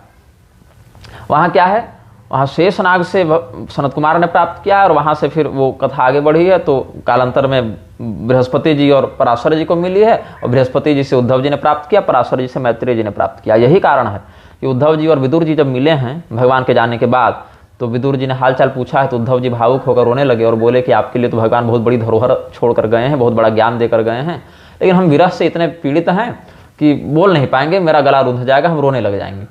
तो इसीलिए आप ऐसा कीजिए, मैत्रेय जी के पास चले जाइए, वो भी इस तत्वज्ञान को बिल्कुल यथार्थ रूप से जानते हैं। चचेरे गुरु भाई थे ना, तो पराशर जी और बृहस्पति जी गुरु भाई थे, और बृहस्पति जी के शिष्य हुए उद्धव जी और पराशर जी के शिष्य हुए मैत्रेय मुनि। तो वहां पर जाके आप इसी ज्ञान को प्राप्त कर लें, ऐसा उद्धव जी ने आगे निर्देशित कर दिया है उनको। तो एक परंपरा ये भी है। फिर उद्धव जी से वज्रनाभ ने प्राप्त किया, और वज्रनाभ भी जो है भगवान श्री कृष्ण के दाहिने चरण की सेवा करने वाले पार्षद हैं। लेकिन क्या है कि वहां पर उस प्रकार से उनका प्रसंग बना कि जैसे अर्जुन भगवान के अत्यंत अनन्य भक्त होने के बाद भी मोहित हो गए, तो गीता ज्ञान का एक प्राकट्य हुआ निमित्त बनाकर उनको। पार्थो वत्स सुधीर भोक्ता दुग्धम गीता अमृतम महत, उसी प्रकार से वज्रनाभ को निमित्त बनाकर भागवत महापुराण का भी प्राकट्य किया गया। ये सब स्कंद पुराण वाली बातें हम अनेकों बार प्रवचन में बोल चुके हैं, और अभी हमारे कथाओं में आप सुन भी सकते हैं आगे। तो माया के कारण वो अपने मूल स्वरूप को भूल गए थे, सब बातें भी हैं। अब इसमें क्या है कि बहुत से लोग तो स्वयं को विद्वान कहने के बाद भी आजकल ये करने लगे हैं कि वैष्णवमसि, विष्णवित्वा उठा लेंगे वेद से और कहेंगे पूरा संसार तो वैष्णव ही है और कुछ हो ही नहीं सकता। शाक्तमसी नहीं है, शैवमसी नहीं है, वैष्णवमसी है। तो भैया वैष्णवमसी ही केवल नहीं है ना। हमारे छोटे भाई कुछ दिन पहले मिले, बोले भैया और भी बहुत कुछ है। वो तो संहिता इत्यादि का विधिपूर्वक अध्ययन किए ही हैं। बोले कि आप संहिता इत्यादि, माध्यन्दिनी इत्यादि पकड़ के आगे बढ़ेंगे तो कुक्कुटों से भी आता है, तो क्या पूरे संसार को मुर्गा सिद्ध कर दें? धान्यमसि धिनोहि वाली जो श्रुति है वहाँ तो धान्य भी कहा, तो वहाँ संसार को नहीं कह रहा है ना, अभीष्ट लक्ष्य द्रव्य को कहा जा रहा है कि तुम ऐसे हो, शकट इत्यादि ऐसे हैं, या कलश ऐसा है, या वहाँ पर यूप ऐसा है। इस प्रकार से उन याज्ञिक द्रव्यों का, उपस्करों का संबोधन वहाँ लिया जा रहा है। और ऐसे भी तेजो से शुक्रमस्य मर्दमसी धामनामा से इत्यादि मंत्र तो हम लोग संध्या में पढ़ते ही हैं। और छत्र से योनिरसी या भूरसी भूमिरसी, ये सब है ना, ये सब बातें भी हैं। तो एक चिंतन बना कि आदि शंकराचार्य जी ने जिस अद्वैत का प्रतिपादन किया है, क्या वो अद्वैत सबों की समझ में आ जाएगा, या क्या सभी उस अद्वैत के अधिकारी हैं? तो जिस प्रकार से छोटा बच्चा विशुद्ध दुग्ध का पान नहीं कर सकता, विशुद्ध गौदुग्ध उसको दे देंगे तो वो उल्टी कर देगा, तब उसको गाय का दूध ही देते हैं। अगर माता के स्तरों में दुग्ध ना हो, स्तन्यंग नास्ति कुचो मम अगर कह दें तो कुचे मम या जो भी है, थोड़ा देखना पड़ेगा, भागवत महापुराण में धुंधुकारी प्रकरण में कहा है ना धुंधुली ने। तो वहाँ पर गौदुग्ध का अगर विकल्प ऐसी परिस्थिति में देखा जाए बच्चे के लिए, तो विशुद्ध दुग्ध का वह वमन कर देता है, उल्टी कर देता है, तो उसको थोड़ा सा पानी मिलाकर देना पड़ता है। पानी और दूध बिल्कुल विरुद्ध तत्व नहीं कहे जा सकते। जैसे तेल और पानी तो बिल्कुल विरुद्ध है, तेल और दूध तो बिल्कुल विरुद्ध है, लेकिन दूध और पानी मिश्रित हो जाते हैं, उनके घटक आपस में एक दूसरे को समाविष्ट कर लेते हैं, और वह दुग्ध गाय का ही कहलाएगा, सुअर का, कुतिया का नहीं कहलाएगा, त्याज्य नहीं कहलाएगा। हाँ, मिश्रित जरूर कहलाएगा, बिल्कुल विशुद्ध नहीं कहलाएगा। विशुद्ध सिद्धांत के रूप में हम अद्वैत को ही स्वीकार करते हैं, लेकिन सोपान इत्यादि के क्रम से हम द्वैत और विशिष्टाद्वैत को भी उसी जल के समान स्वीकार करते हैं जो विशुद्ध दुग्ध को सुपाच्य बनाने के लिए उपयोगी हो सकता है। अब आप यक्ष प्रकरण देखें, जहाँ पर भगवान परब्रह्म ही साकार होकर यक्ष रूप में आए हैं। तो पहले अग्निदेव को भेजा गया, तो यक्ष ने पूछा तस्मिस्त्वयि किम वीर्यमिति, क्या सामर्थ्य है तुम में? तो सर्वम दहेयम विदिदम पृथिव्यामिति, अग्निदेव ने कहा कि मैं सब कुछ जलाकर राख कर दूंगा। तो तस्मै तृणम निदधाय, उसके सामने तिनका रखकर कहा यक्ष ने कि तुम जलाओ। तब अग्निदेव अपना पूरा सामर्थ्य लगाकर भी तिनका नहीं जला पाए। तब ऐसी स्थिति में अग्निदेव को ग्लानि हुई तो वापस आ गए। फिर वायु देवता को परीक्षण लेने भेजा गया, वो भी असफल रहे। तब इंद्र देवता गए, तो इंद्र के सामने तो संवाद भी नहीं किया परब्रह्म ने, सीधे अंतर्ध्यान हो गए। तब इंद्र बेचैन हुए हैं, तो सा ब्रह्मेति होवाचो, हैमवती उमा का दर्शन करते हुए इंद्र ने अनुभव किया कि वह बता रही कि वही परब्रह्म है। तब इंद्र देवता, अग्नि देवता, वायु देवता ही परमात्मा के वास्तविक ज्ञान को सबसे पहले पकड़ पाए। तो अग्निदेव के अवतार वल्लभाचार्य जी हों या वायु देवता के अवतार मध्वाचार्य जी हों, ये अगर इन तत्वों को नहीं जानते थे तो इनके लिए वैष्णवाः क्षिति पावना, इस प्रकार का संबोधन चतुस्संप्रदाय प्रवर्तकाचार्यों के लिए, या प्रवर्तक अगर ना भी कहें, क्योंकि श्री रुद्र ब्रह्म सनकादि को प्रवर्तक मानते हैं, तो स्तंभ के रूप में, आधार मतलब उसका एक क्या कहें, उद्धारक के रूप में इनका परिगणन जो शास्त्रों ने वैष्णवाः और क्षिति पावना इन सब शब्दों से किया है, जिसकी एक अविच्छिन्न परंपरा भी है। तो वहाँ पर इनको नकली कहना या कलयुग का एजेंट कहना, ये सब हम सही नहीं मानते हैं। हाँ, अगर शास्त्रों में इनका निषेध होता स्पष्ट रूप से तो हम मान लेते, लेकिन शास्त्रों में दोनों तरीके की बातें मिलती हैं। और सैद्धांतिक रूप से अद्वैती होने के बाद भी अगर मैं कभी अद्वैत इत्यादि का व्याख्यान करूंगा तो वास्तविक बात है, सिद्ध बात है, या लेखन करूंगा तो इन मतों का खंडन तो करूंगा ही। लेकिन मैं ये नहीं कहूँगा कि ये बिल्कुल वैष्णव ही नहीं है, या ये तो पतित हो गए, या ये तो क्या कहें कलयुग के एजेंट हैं, ऐसा मैं नहीं कहूँगा। और ऐसा कहने का दुस्साहस न करें भगवान की मेरी बुद्धि में कभी आए। बाकी भगवान के इन सभी अवतारों का, देवताओं के इन अवतारों का जो सिद्धांत इन संप्रदायों के अंतर्गत है, उन संप्रदायों के अंतर्गत हम उसको प्रामाणिक मानते हैं, अप्रामाणिक नहीं मानते हैं। और विदुषाम किम शोभनम की बात को वेदव्यास जी ने केवल उद्धृत नहीं किया, अभी तो आचरित भी किया। आप इस बात को देखें, जब भगवान शंकराचार्य जी आए हैं और उनका वेदव्यास जी से ही साक्षात बिल्कुल शास्त्रार्थ हुआ है। ये नहीं कि रामभद्राचार्य जैसा उठ के कह दिए कि हम तो शिव जी से 100 कोटि तक शास्त्रार्थ किए और जीत गए, ऐसी बात नहीं। भगवान शंकराचार्य जी का जब तयोर विवाद संप्राप्ते न जाने किम करो में हम वाली जो बात हुई थी कि एक तो भगवान नारायण है, भगवान शिव है, दोनों में झगड़ा हो तो भाई हम लोग जैसे व्यक्ति क्या निर्णय दें। तो भगवान शंकराचार्य जी और भगवान वेदव्यास जी के मध्य जो शास्त्रार्थ हुआ है, उसमें भगवान वेदव्यास जी ने आदि शंकराचार्य जी को वरद प्रदान किया है, आशीर्वाद दिया है कि भाई मेरे सूत्रों का आपने ही बिल्कुल विशुद्ध अर्थ समझा है, विशुद्ध तात्पर्य समझा है, और आपने बिल्कुल बिना किसी मिलावट के, बिना किसी जोड़ तोड़ के आपने उसको समझा, यथावत लिखा है। और मेरा तो यह मत है कि आदि शंकराचार्य जी के द्वारा इस भाष्य के प्रणयन के बाद, शारीरक आदि भाष्यों के लिखने के बाद अन्य आचार्यों के द्वारा भाष्य लिखने की कोई आवश्यकता नहीं थी, ये मेरा मत है। लेकिन फिर भी अपने अपने संप्रदाय में जो दार्शनिक पक्ष विद्यमान है, उन दार्शनिक पक्षों की संसिद्धि करने के लिए रामानुजाचार्य जी हो या उनके और भी परवर्ती आचार्य हो या कुछ पूर्ववर्ती आचार्यों ने भी अपना अपना लेखन तो किया है। और लेखन जब किया तो वेदव्यास जी का जो मत आदि शंकराचार्य जी के पक्ष में था, क्या वो वेदव्यास जी ने रामानुजाचार्य के विरुद्ध में कोई कथन किया? नहीं। अपितु सुनने में तो यह आया है कि शारदा शोक नाशना ऐसी उपाधि भगवती सरस्वती ने रामानुजाचार्य जी को श्रीभाष्य देखने के बाद दी है। अब देखिए, न तो मैंने आदि शंकराचार्य जी को इन चरम चक्षुओं से देखा भैया, और न रामानुजाचार्य जी को इन चरम चक्षुओं से देखा, न मध्वाचार्य जी को देखा, लेकिन उनके समवर्ती लोगों ने या उनकी अविच्छिन्न परंपरा में आने वाले आचार्यों ने जो बातें लिखी हैं, उन बातों का अध्ययन तो किया ही है, परंपरा से जानते हैं उन बातों को, और उन बातों को उस अंश में प्रामाणिक भी मानते हैं। और वेदव्यास जी ने उद्धर्तुम लक्ष्मणो योगी कृत्वा श्रीभाष्यम उत्तमम जो लिखा, तो यदि जो लोग मुझे कहते हैं कि तुम आदि शंकराचार्य के विरुद्ध ऐसी शब्दावली जो रामानुज ने प्रवृत्त की है, ऐसा जो लोग आक्षेप करते हैं, तो उसको सुनने के बाद तुम रामानुजाचार्य का विरोध नहीं करते, मतलब तुम शंकराचार्य के द्रोही हो, गुरुद्रोही हो। तो भैया तुमको तो सबसे पहले वेदव्यास जी के ऊपर आक्षेप करना चाहिए ना, अगर इतने बड़े तुम सिद्धांतिक हो, कि जब आपने आदि शंकराचार्य जी को अपने सूत्र के तात्पर्य का सर्वोत्तम वेत्ता, बिल्कुल विशुद्ध वेत्ता बताया, तो फिर रामानुजाचार्य जी के लिए आपने उत्तम श्रीभाष्य लेखक क्यों आपने शब्द प्रयोग किया? तो या तो भार्गव पुराण को आप अप्रामाणिक कह दीजिए, एक पक्ष ये बन सकता है, और यदि भार्गव पुराण को प्रामाणिक मानते हैं तो कम से कम श्रीभाष्य को उत्तम भाष्य की संज्ञा तो दी जा सकती है।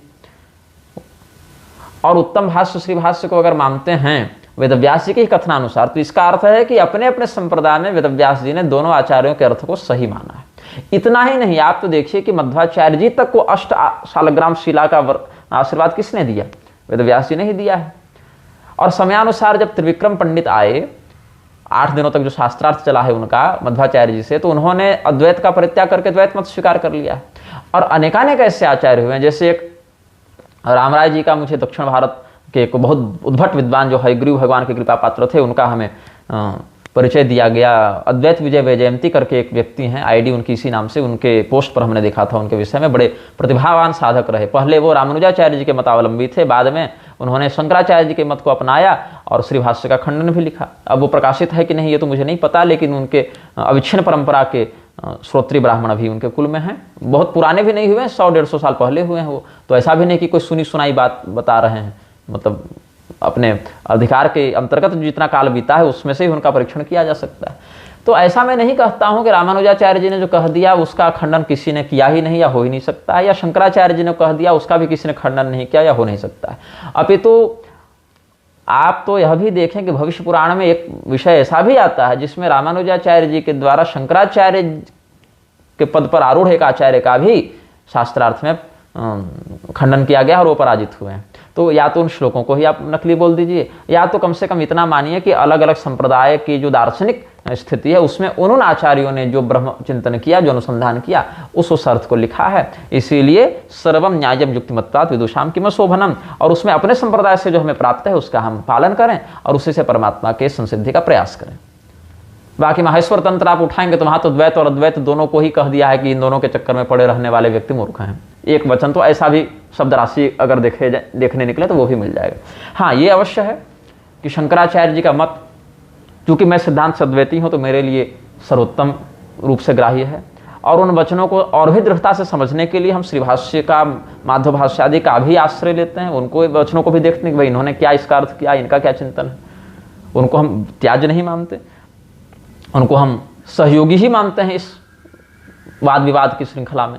और हम कभी ये नहीं कह सकते, अब ये लोग ये भी कह रहे हैं कि ऐसे तो अगर आज से 500 साल पहले रामभद्राचार्य हुए रहते, या कृपालु हुए रहते, या प्रेमानंद बाबा हुए रहते, तो इनको भी इन लोग अवतार घोषित कर दिए रहते। तो भावुकता में बह के और कथाओं का आश्रय लेकर, इस प्रकार की सुनी सुनाई बातों का आश्रय लेकर किसी को भी सीधे अवतार नहीं मान लेना चाहिए या अखंड नहीं मान लेना चाहिए। भैया तो बात ऐसी है कि शंकराचार्य जी को भी हमने नहीं देखा, शंकर दिग्विजय आदि के भी वचनों में अतिशयोक्ति देखने वाले देख ही ले रहे हैं, माध्व वाले तो शंकर दिग्विजय में अतिशयोक्ति देख ले रहे हैं, और ये सब जो है सो हरिवायु स्तुति में ये सब में अतिशयोक्ति देख ले रहे हैं शंकर परंपरा वाले। तो एक दूसरे के गुरु के विरुद्ध जब बोलेंगे तो एक दूसरे के गुरु के दिव्य चरित्र तो अतिशयोक्ति ही लगेंगे। और अतिशयोक्ति छोड़िए नहीं, यहाँ पर हिंदुओं में बहुत से स्तर हैं और हिंदुओं के अतिरिक्त में भी बहुत से स्तर हैं। सबसे निकृष्ट चेतना का तो वह स्तर है जिसको ईश्वर की सत्ता का बोध ही नहीं है, नास्तिक है, बिल्कुल जड़ हो गया है।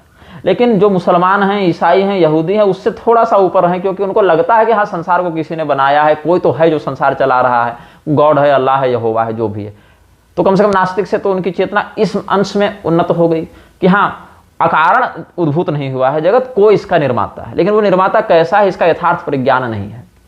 उसके बाद कुछ और उत्तम स्थिति में सनातन धर्मावलंबी ऐसे लोग आते हैं जिनको पता है कि ईश्वर हैं और उनका ये स्वरूप साकार निराकार ये सब कुछ कुछ हो सकता है, लेकिन उसमें क्या तारतम्य है, क्या क्रम है, सृष्टि क्रम या संहार क्रम, इसका उन्हें बोध नहीं है। अब कुछ ऐसे लोग हैं थोड़ा और उन्नत प्रज्ञा वाले जिनको इन बातों का बोध तो है कि क्या सृष्टि क्रम है, संहार क्रम है, देवताओं का क्या रहस्य है, लेकिन उसके लिए पर्याप्त ग्रंथ का शास्त्र प्रमाण उनके पास नहीं है। कैसे अपनी बात को रखें, मतलब अनुभव जैसा हो जाता है कि हाँ राम जी भी ठीक हैं, कृष्ण भगवान भी ठीक हैं, दुर्गा जी भी ठीक हैं, गणेश जी भी ठीक हैं, इनके अलावा एक निराकार स्वरूप भी परमात्मा का होता है, ये सब बातें हैं, लेकिन उनका कैसे निरूपण शास्त्रीय पद्धति में किया गया इसका बोध नहीं है। अब फिर जिन लोगों के पास शास्त्र है उसमें भी विडंबना है कि उसमें तो हम पुराण नहीं मानेंगे भैया, तो हम उपनिषद नहीं मानेंगे ये वाला, तो भैया हम ये नहीं मानेंगे। बहुत से उपनिषदों को भी आजकल के बहुत से लोग अप्रामाणिक मानते हैं, पूर्वाचार्यों ने भी नहीं माना है बहुत से उपनिषदों को, और उसमें कहते हैं फिर ये तो श्रुति का सीधे खंडन हो गया।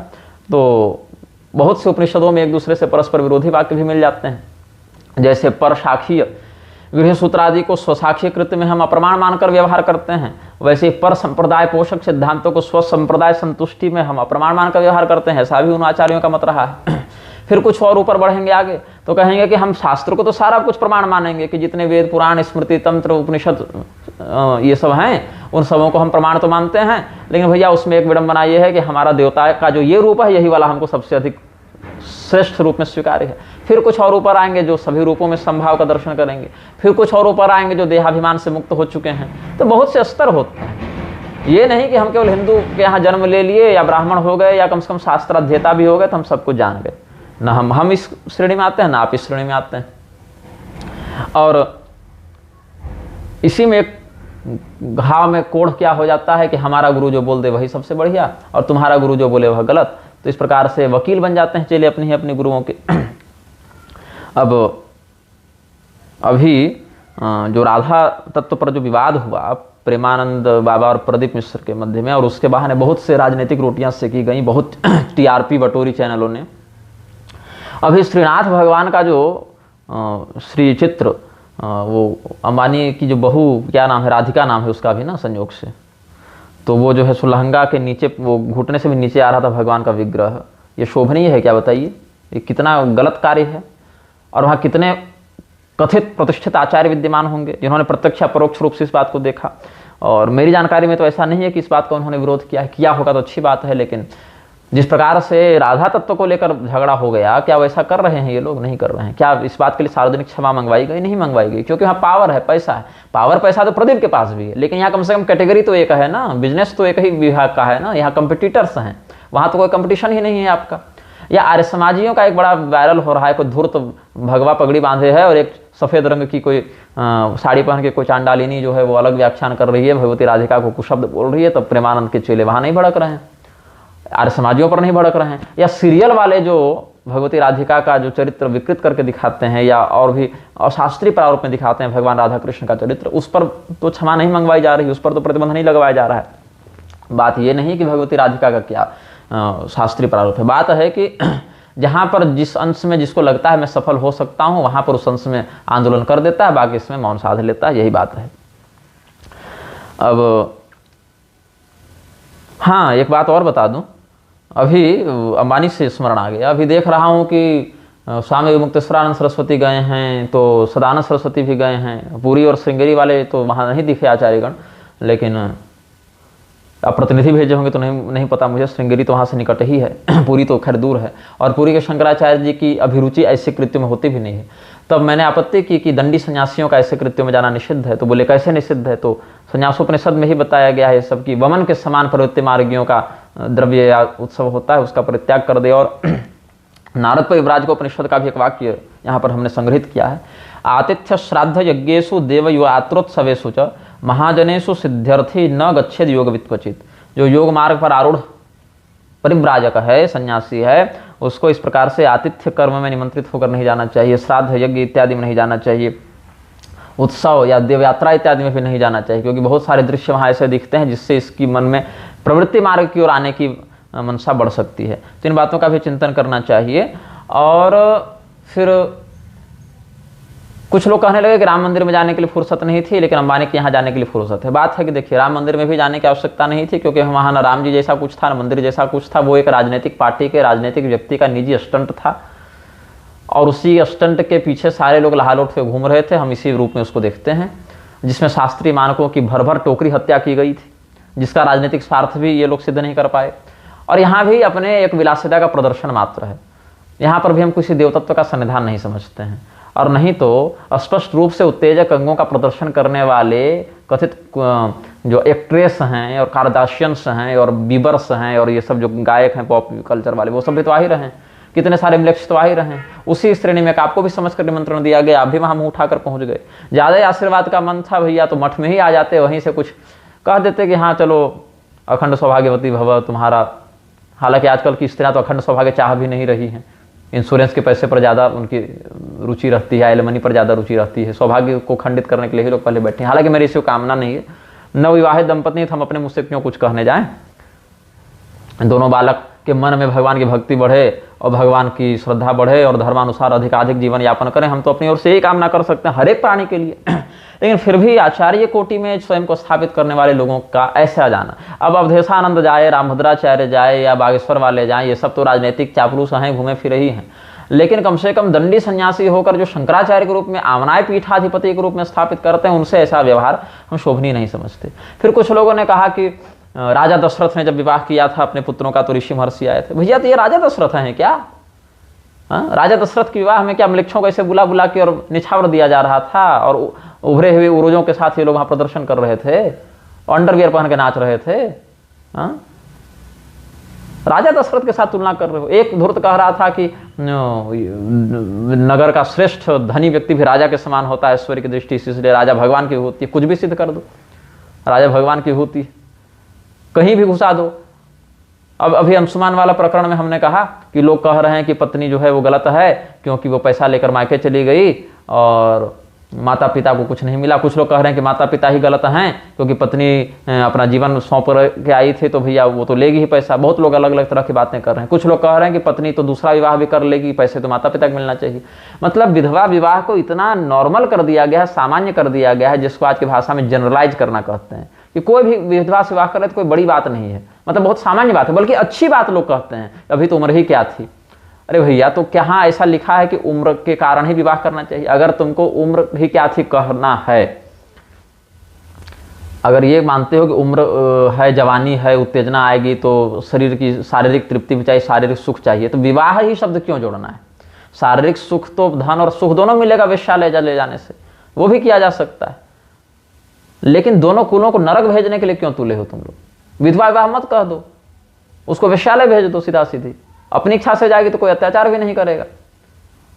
लेकिन अगर वह विधवा है तो उसको वैधव्य धर्म का निर्वहन करना चाहिए। मेरी शब्दावली कठोर लग सकती है, बहुतों का आपत्तिजनक लग सकती है, लेकिन मुझे इससे मतलब नहीं। मेरी सबसे बड़ी चिंता यह है वर्ण संकरता से विकृत होते रहे समाज को बचाना, जो कि अर्जुन की भी यही चिंता थी। भगवान से अर्जुन जी ने कहा है यही बात, उत्साद्यमते जाते धर्मा कुल धर्माश्च शाश्वता उत्सन्न कुल धर्माणां मनुष्याणां जनार्दन नरके नियतं वासु भवति तेन शुश्रुम।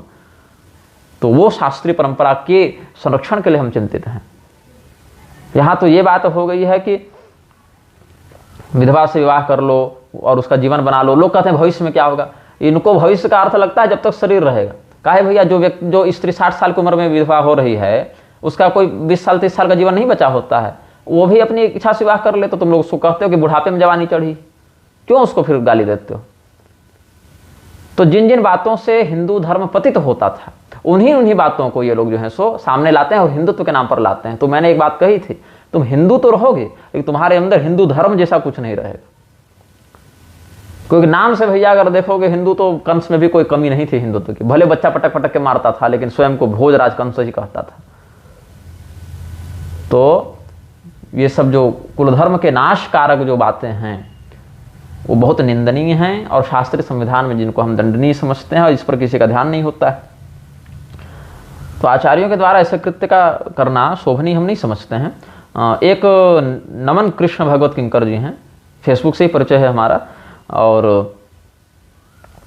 अच्छा, अभी फेसबुक मैंने खोला उनके पोस्ट देखने के लिए, तो देख रहा हूँ डॉक्टर परमेश्वर गंगावत ने एक बड़ी सुंदर बात लिखी है, बोल ही देता हूँ। अभी जो अंबानी वाला प्रकरण पर उनकी पोस्ट मुझे दिख रही है, कहते हैं ये, पुनः सिद्ध हो गया कि दुनिया की कोई भी शक्ति धन बल के मान पर पूज्यपाद पूरी शंकराचार्य महाभाग को अपने सिद्धांतों से तनिक भी विचलित नहीं कर सकती।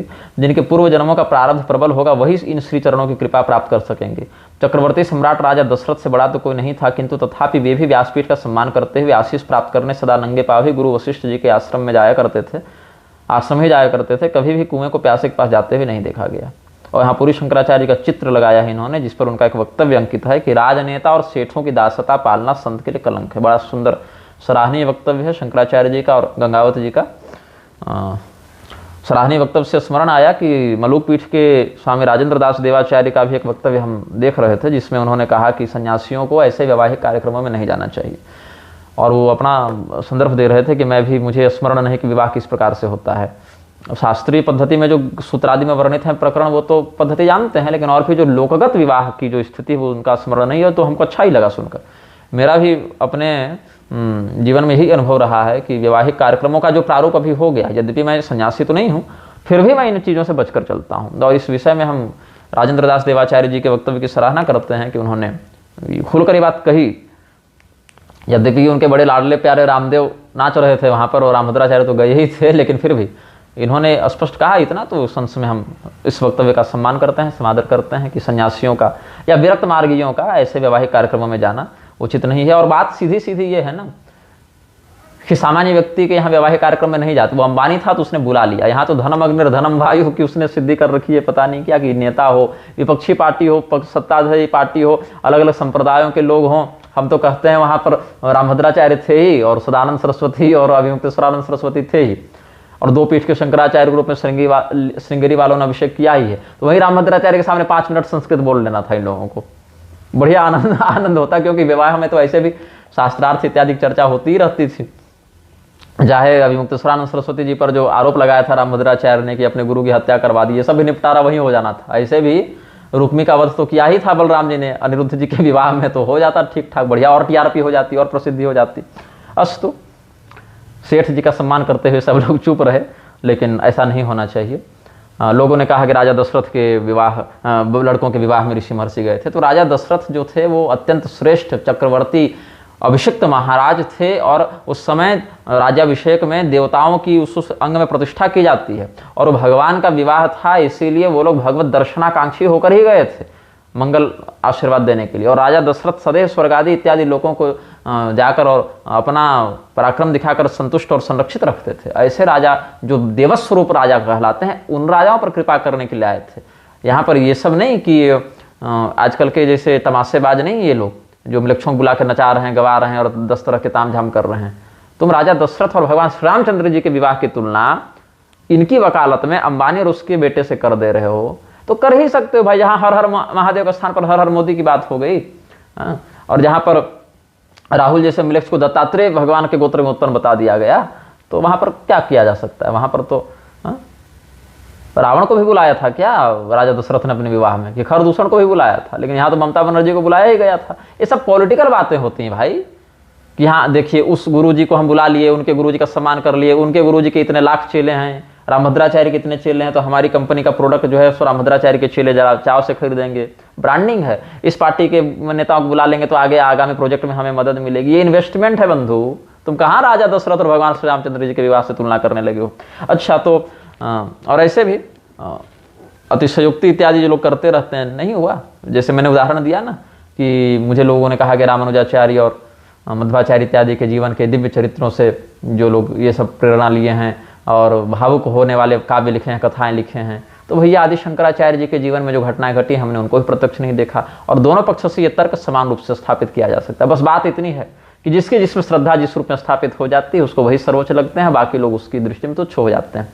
बाकी हर इच्छा भावी बलवाना, विदुषाम की शोभनम का सिद्धांत, जिन जिन लोगों का, जिन जिन महापुरुषों का अवतार के रूप में असंदिग्ध रूप से आर्ष प्रमाण मिलता है, और जिनके सिद्धांत को त्याज्य भी नहीं बताया है, अपितु जिनके सिद्धांत के पोषक वाक्य भी मिलते हैं, अगर त्याज्य हैं भी कहीं कहीं किसी प्रमाण से, पांच रात्र आदि की भी निंदा है, तो तद्वत ही अन्यान्य बहुत से लोगों की भी संप्रदायगत निंदा मिल जाती है।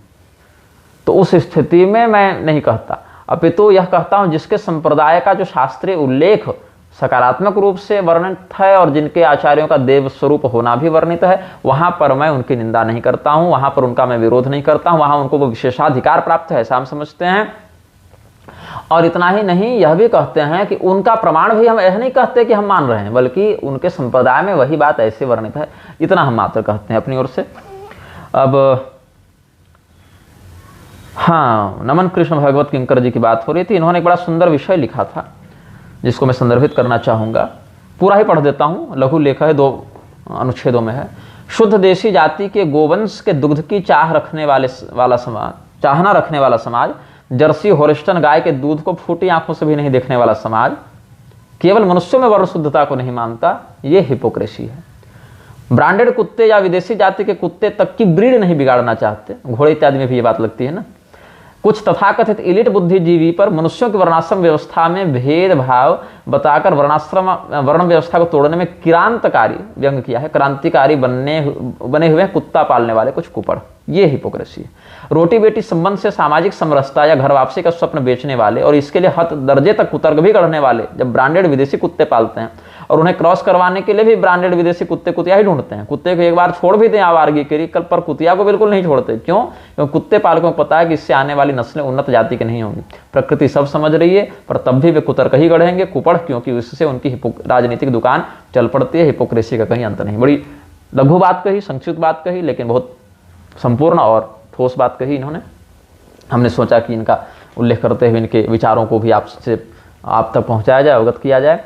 और एक बार जब ये मर्यादा टूटती है ना बंधु, तो बहुत नीचे गिरता है व्यक्ति। बस रिलीजन के फार्म में लिखने के लिए हिंदू बच जाता है। वो क्या हो जाएगा, किसने देखा स्वर्ग नरक। बहुत तरीके के तर्क होते हैं कि बचपन में शादी का विवाह कर दोगे तो क्या होगा, कन्या का जीवन बर्बाद हो जाएगा। पति कम उम्र में मर गया, विधवा हो गई, उसका विवाह नहीं करोगे तो जीवन बर्बाद हो जाएगा। वर्णाश्रम व्यवस्था को मानोगे तो भेदभाव है, ऊंच नीच है, भगवान ने सबको समान बनाया है। तो भगवान ने सबको समान केवल मनुष्यों में ही बनाया था, पशु पक्षी में नहीं बनाया था। अच्छा खैर, वो अलग बात है, इस पर तुम कई बार वीडियो जारी ही कर चुके हैं। और इस पर बाद क्या है कि यहाँ तक कि मतलब आज तो ये परिभाषा हो गई है ना कि तुम व्यभिचार करो, चाहे मांस खाओ, चाहे मदिरा पियो, चाहे तुम समलैंगिकता में अपना लो, चाहे यहाँ तक कि गोमांस खाना भी जब कह दिया कि भोजन है अपनी पर्सनल चॉइस से, तो क्या कह सकते हैं इस पर। मुसलमान की बेटी भी ले आओ। और कुछ लोग तो आगे बढ़कर ये भी कहते हैं कि मुसलमान से विवाह करने में क्या समस्या है, तुम ही लोग जो है सो धर्म के नाम पर इंसान को बांट रखे हो। तो कहने वाले बहुत से लोग बहुत नीचे स्तर तक की बात कर सकते हैं। और इसका प्रारंभ कहाँ से होता है? अपने कुल की जो धार्मिक मर्यादा, अनुशासन, परंपरा है, उसको पहले आप अगर अश्रद्धा से देखने लगे तो वहीं से इतना गिरते जाएंगे। हो सकता है अपने जीवन में आप उतना ना गिरे, लेकिन आपका बच्चा और उसका बच्चा उत्तरोत्तर क्रम से इतना नीचे गिरता जाएगा कि 2 से 3 पीढ़ी जाते जाते आपको म्लेच्छ बनने से कोई नहीं रोक सकता है। ये बात आप निश्चित जानिए। कहीं भी रमण कर लो, उठ पट के कहीं भी संभोग कर लो, कितना भी कर लो, कुछ भी खा पी लो, कुछ भी पहन लो, कुछ भी कर लो। मतलब यहाँ तक कि अब तो ये हालत हो जाएगी। कुछ दिन के बाद मैं समाचार में पढ़ रहा था, एक समाचार मध्य प्रदेश का था, एक तिरुपति के पास का था, कि 12-13 साल के बच्चों ने 8 साल की बच्ची का रेप करके उसको मार के फेंक दिया। और विश्वास कीजिए, हमारा एक पीढ़ी बाद जाने के बाद इसको भी नॉर्मलाइज कर दिया जाएगा। बलात्कार भी एक चॉइस बताया जाएगा कि हाँ ठीक है, हमारा मन भटक गया, हमने उसको कर दिया तो क्या हुआ, यौन सुख तो मिल ही गया उसको उतने अंश में। ऐसा तक लोग कुतर्क करेंगे। ये पशुता, ये पाशविक वृत्ति लोगों के मन में व्याप्त हो जाएगी। तो ये बातें हो गई। अच्छा, अब कुछ विशेष बिंदुओं पर हम आपका ध्यान आकृष्ट कराना चाहेंगे। भगवती राधिका के संदर्भ में कुछ हमारा चिंतन उधर गया, जो हमने प्रदीप और प्रेमानंद इत्यादि का वर्णन किया। तो एक विषय बना कि राजेश बेंजवाल जी का एक वीडियो हम देख रहे थे, जिसमें वो वीडियो तो थंबनेल था, किसी ने उनका सार भेजा था, मतलब वास्तविक वीडियो तो नहीं था जिसमें वो मुझे परोक्षतः बालक कह रहे थे। और भगवती राधा को मूल प्रकृति वो नहीं मानते हैं, वो मानते हैं ये उपविद्या है, छोटी शक्ति है, मूल प्रकृति के रूप में काली भगवती को मानते हैं। और मैं तो दोनों को मानता हूँ। भगवती सीता भी मूल प्रकृति है, इसमें भी मुझे कोई विरोध नहीं है, कोई मुझे संदेह नहीं है, क्योंकि आनंद रामायण में भगवती सीता ने अपना स्वरूप बताते हुए हनुमान जी को कहा है कि माम विद्धि मूल प्रकृतिम सर्ग स्थित्यंत कारणिम तस्य सन्निधि मात्रेण सृजामीदमतीन्द्रिता, ये सब बातें हैं। तो भगवती सीता को पूर्ण मूल प्रकृति, सर्वोच्च शक्ति, ब्राह्मी शक्ति मानने में भी मुझे को कोई आपत्ति नहीं है। बाकी इन लोगों को होगी तो ये लोग जाने, ये लोग तो पता नहीं किस प्रकार के शाक्त हैं, मुझे तो कोई भेद ही नहीं दिखता, लेकिन इनको अगर दिखता है। अच्छा, इसके लिए वो पद्मिनी राधा और चंद्रावली राधा, ये सब त्रिविधा राधा का वर्णन कर रहे थे। भैया तो त्रिविधा राधा का वर्णन तो हम स्वयं कई बार कर चुके हैं, तो हमको क्या बता रहे थे? और राधा तंत्र से ही किए हैं, राधा तो त्रिविधाज्ञ या ये सब तो हम पहले ही बता चुके थे उन सब विषयों में। तो वही बात को घुमा फिराकर उपविद्या सिद्ध कर रहे हैं कि त्रिपुरा की दूती हैं ये। और त्रिपुरा भगवती और भगवती राधिका में भी अभेद हम बता ही चुके हैं अन्य प्रकरणों में। तो वो मूल प्रकृति स्वीकार करना ही नहीं चाह रहे थे, वो छोटी शक्ति हैं, छोटी शक्ति हैं। तो जो काम प्रेमानंद ने किया वही काम राजेश बेंजवाल ने किया, अपने अपने इष्ट को सिद्ध करने के चक्कर में उसी इष्ट के अन्य रूपों की निंदा कर डाले और उसी के लिए शास्त्र प्रमाणों की ऐसी अनर्गल व्याख्या बौछार कर दी कि सब मटिया मेट कर दिए। तो हमने कुछ और प्रमाण इसमें उल्लिखित रखे हैं। सबसे पहले हम आपको उस ब्रह्म वैवर्त पुराण के श्री कृष्ण जन्मखंड से प्रमाण देंगे। भगवती राधा मूल प्रकृति हैं कि नहीं, पराम्बा हैं कि नहीं, पराम्बा शब्द पर आप ध्यान देंगे, इस पर बात करते हैं। गर्ग मुनि ने यह कहा है, शृणु नंद प्रवक्ष्यामि इतिहासम पुरातनम पुरा गोलोक वृत्तांतम श्रुतम शंकर वक्तृतः श्रीरामनो राधया सार्धम बभूव कलहो महान श्रीराम शापादैवेन गोपी राधा च गोकुले वृषभानु सुता सा च माता तस्याः कलावती कृष्णस्यार्धांग संभूता नाथस्य सदृशी सती गोलोकवासिनी सेयमत्र कृष्णाज्ञयाधुना अयोनि संभवा देवी मूल प्रकृतिरीश्वरी। कैसी हैं भगवती राधिका? गोलोक की अधिष्ठात्री देवी हैं और श्रीदामा के साथ कुछ उनका विवाद हुआ था, तो शाप के साथ वो शंखचूड़ बन गया और ये इधर गोलोक से यहाँ आ गई थी।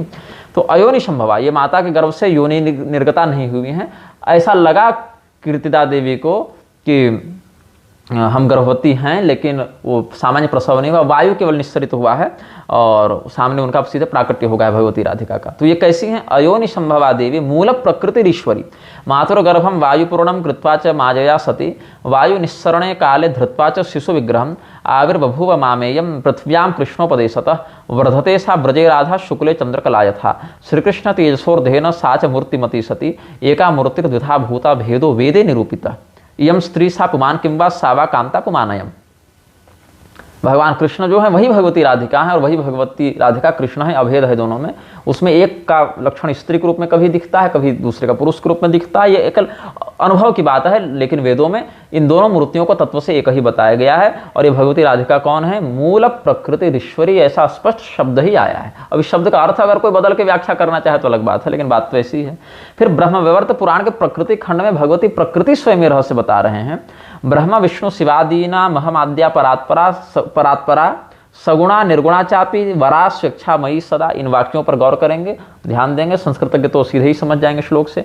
नित्या अनित्या सर्वरूपा सर्व कारण कारणम बीज रूपा च सर्वेशान मूल प्रकृतिरीश्वरी। और इतनी बातों का जो विशेषण है, परात्परा और त्रिदेवों से भी परात्परा है ना, और सगुणा निर्गुणा दोनों रूप में है। स्वेच्छामयी मतलब स्वतंत्र विग्रह, किसी का अधीन नहीं, नित्या भी हैं और जगत रूप में अनित्या भी हैं, और सर्वरूपा भी हैं और सभी कारणों के भी कारण हैं, और बीज रूपा हैं और सबों की बीज रूपा है, और मूल प्रकृति है, ईश्वरी है। ये सब बातें किनके लिए हैं? तो पुण्य वृंदावने रम्य गोलोके रास मंडले, यही जो विशेषताएं हैं ना, वह जो मूल प्रकृति है, वह जो ईश्वरी है, वह जो सगुणा है, निर्गुणा है, स्वतंत्रा है, परात्परा है, नित्या है, अनित्या है, ये सब जो विशेषण जिस पर सत्ता के लिए, जिस शक्ति के लिए वर्णन किए जा रहे हैं प्रकृति देवी के द्वारा स्वयं, वो हैं कौन? तो कहते हैं कि वृंदावन नामक स्थल पर गोलोक में रास मंडल में परमात्मा श्री कृष्ण रूप में हैं और हम राधा रूप में उनकी प्राणों से भी अधिक प्रियतमा हैं। पुण्य वृंदावन रम्य गोलोके रास मंडले राधा प्राणाधिका हम च कृष्ण से परमात्मा। और वही भगवान विष्णु की माया, विष्णु और माया भगवती या सम्मोहितम जगत, है ना, ये सब जो बातें हैं। तो अहम दुर्गा विष्णु माया बुद्धि अधिष्ठात्र देवता, और वैकुंठ में वही परमात्मिका शक्ति जो परात्परा सगुणा निर्गुणा नित्या नित्या ये सब बताए ना, मूल प्रकृति ईश्वरी, वही वैकुंठ में लक्ष्मी देवी के रूप में है, और वही ब्रह्मलोक में ब्रह्माणी के रूप में है, वही सरस्वती के रूप में है, वही गंगा, वही तुलसी और वही पृथ्वी देवी के रूप में है। ये सब अलग अलग प्रकार की जो स्वरूप हैं वो स्वेच्छा से, स्वमाया से ही वो अलग अलग कलात्मक प्रारूपों में धारण कर लेती हैं। और छोटी छोटी कलाओं के रूप में तो हर स्त्री के रूप में वही शक्ति विद्यमान है, ये भी अंत में जाकर कह दिया। लेकिन प्रधान प्रधान देवियों का नाम लिया, राधा, दुर्गा, सावित्री, गंगा, तुलसी, ब्रह्माणी, सरस्वती, लक्ष्मी, ये सब के रूप में वही पराम्बिका है, इनमें कोई भेद नहीं, संदेह नहीं। हाँ, इसमें ये अवश्य है कि जिस स्वरूप में साधक की प्रधान निष्ठा होती है उसी नाम रूप लीला धाम को विशिष्ट मानते हुए अन्य को उन्हीं के परिकर के रूप में गणना करके आराधना करते हैं। किंतु इसमें तुलना करके, अरे तुम छोटा है जी, देखो इनके सामने तुम्हारा कोई पावर नहीं है जी, ऐसा बोलकर नहीं। ऐसे बोलने से साधना खंडित होती है। अहम दुर्गा विष्णु माया बुद्धि अधिष्ठात्र देवता, अहं लक्ष्मीश्च वैकुंठे स्वयं देवी सरस्वती, ये सब बातें हैं। और ब्रह्मवैवर्त पुराण से तो बता दिए, नारद पुराण से देखिए आप, भगवती दुर्गा जो विष्णु माया सनातनी हैं और सभी देवियों के बीज स्वरूपिणी है, वो मूल प्रकृति ईश्वरी जो है, परिपूर्णतमा जो है, वो सब भगवान कृष्ण से कैसे उद्भूत हो रही है। एतस्मिन् अंतरे विप्र सहसा कृष्ण देहता आविर्बभुव सा दुर्गा विष्णु माया सनातनी देवी नाम बीज रूपां च मूल प्रकृति ईश्वरी परिपूर्णतमा तेजस स्वरूपा त्रिगुणात्मिका सहस्रभुज संयुक्ता नाना शस्त्रा त्रिलोचना या तो संसार वृक्षस्य बीज रूपा सनातनी। और नारद पुराण में ही आप देख लें तो एक प्रसंग और है, थोड़ा सा मैं आपको 10-5 श्लोक और पढ़ के सुना देता हूँ, फिर संक्षेप में उसका तात्पर्य बता दूंगा।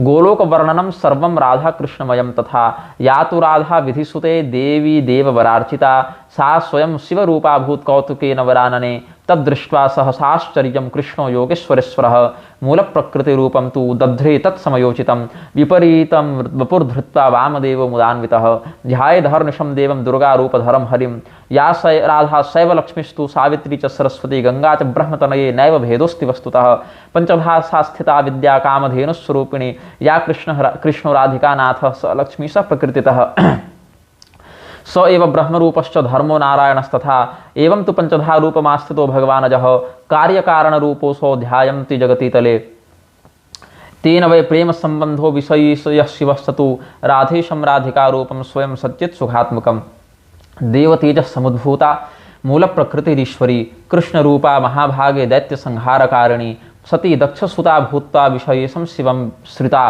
भरतोर्विनन्दनं श्रुत्वा सती त्यक्त्वा कलेवरं यज्ञे हिमवतः क्षेत्रे मेनायां पुनरेव च ततस्तप्त्वा तपो भद्रे शिवं प्राप शिवप्रदा वस्तुतः कृष्णराधासौ शिवमोहन तत्परा जगदम्बा स्वरूपा च यतो माया स्वयं विभुः अतो एव ब्रह्मसुते स्कन्दो गणपतिस्तथा स्वयं कृष्णो गणपतिः स्वयं स्कन्दः शिवो भवत् शिवमेकं वदन्ति एके राधारूपं समाश्रितं कृष्णवक्षस्थलस्थानं तयोर्भेदो न लक्ष्यते कृष्णो वा मूल प्रकृति शिवो वा राधिका स्वयं एवं वा मिथुनम वापि न केनापीति निश्चितम। तात्पर्य केवल इन श्लोकों का यही है कि भगवान जो मूल परमात्मा है और उनकी जो मूल प्रकृति शक्ति है वही अलग अलग रूपों में शिव, गणपति, सूर्य अलग अलग रूपों में कार्य कारणात्मक विग्रह से प्रकट होते हैं और उन्हीं स्वरूपों के सापेक्ष उनकी शक्तियों के रूप में भी वह मूल प्रकृति प्रकट होते हैं। जहाँ कहीं दुर्गा के रूप में है भगवान कृष्ण ही दुर्गा, हरि ही दुर्गा के रूप में भगवान शिव के वामांग में बैठते हैं, भगवान शिव ही राधा रूप में भगवान कृष्ण के वामांग में बैठते हैं। ये सब बातें कही गई हैं इस प्रकरण में और ध्यान से मैंने धीरे धीरे पढ़ा है ताकि आराम से आप सुन सकें और इस प्रकरण के अर्थों पर चिंतन कर सकें।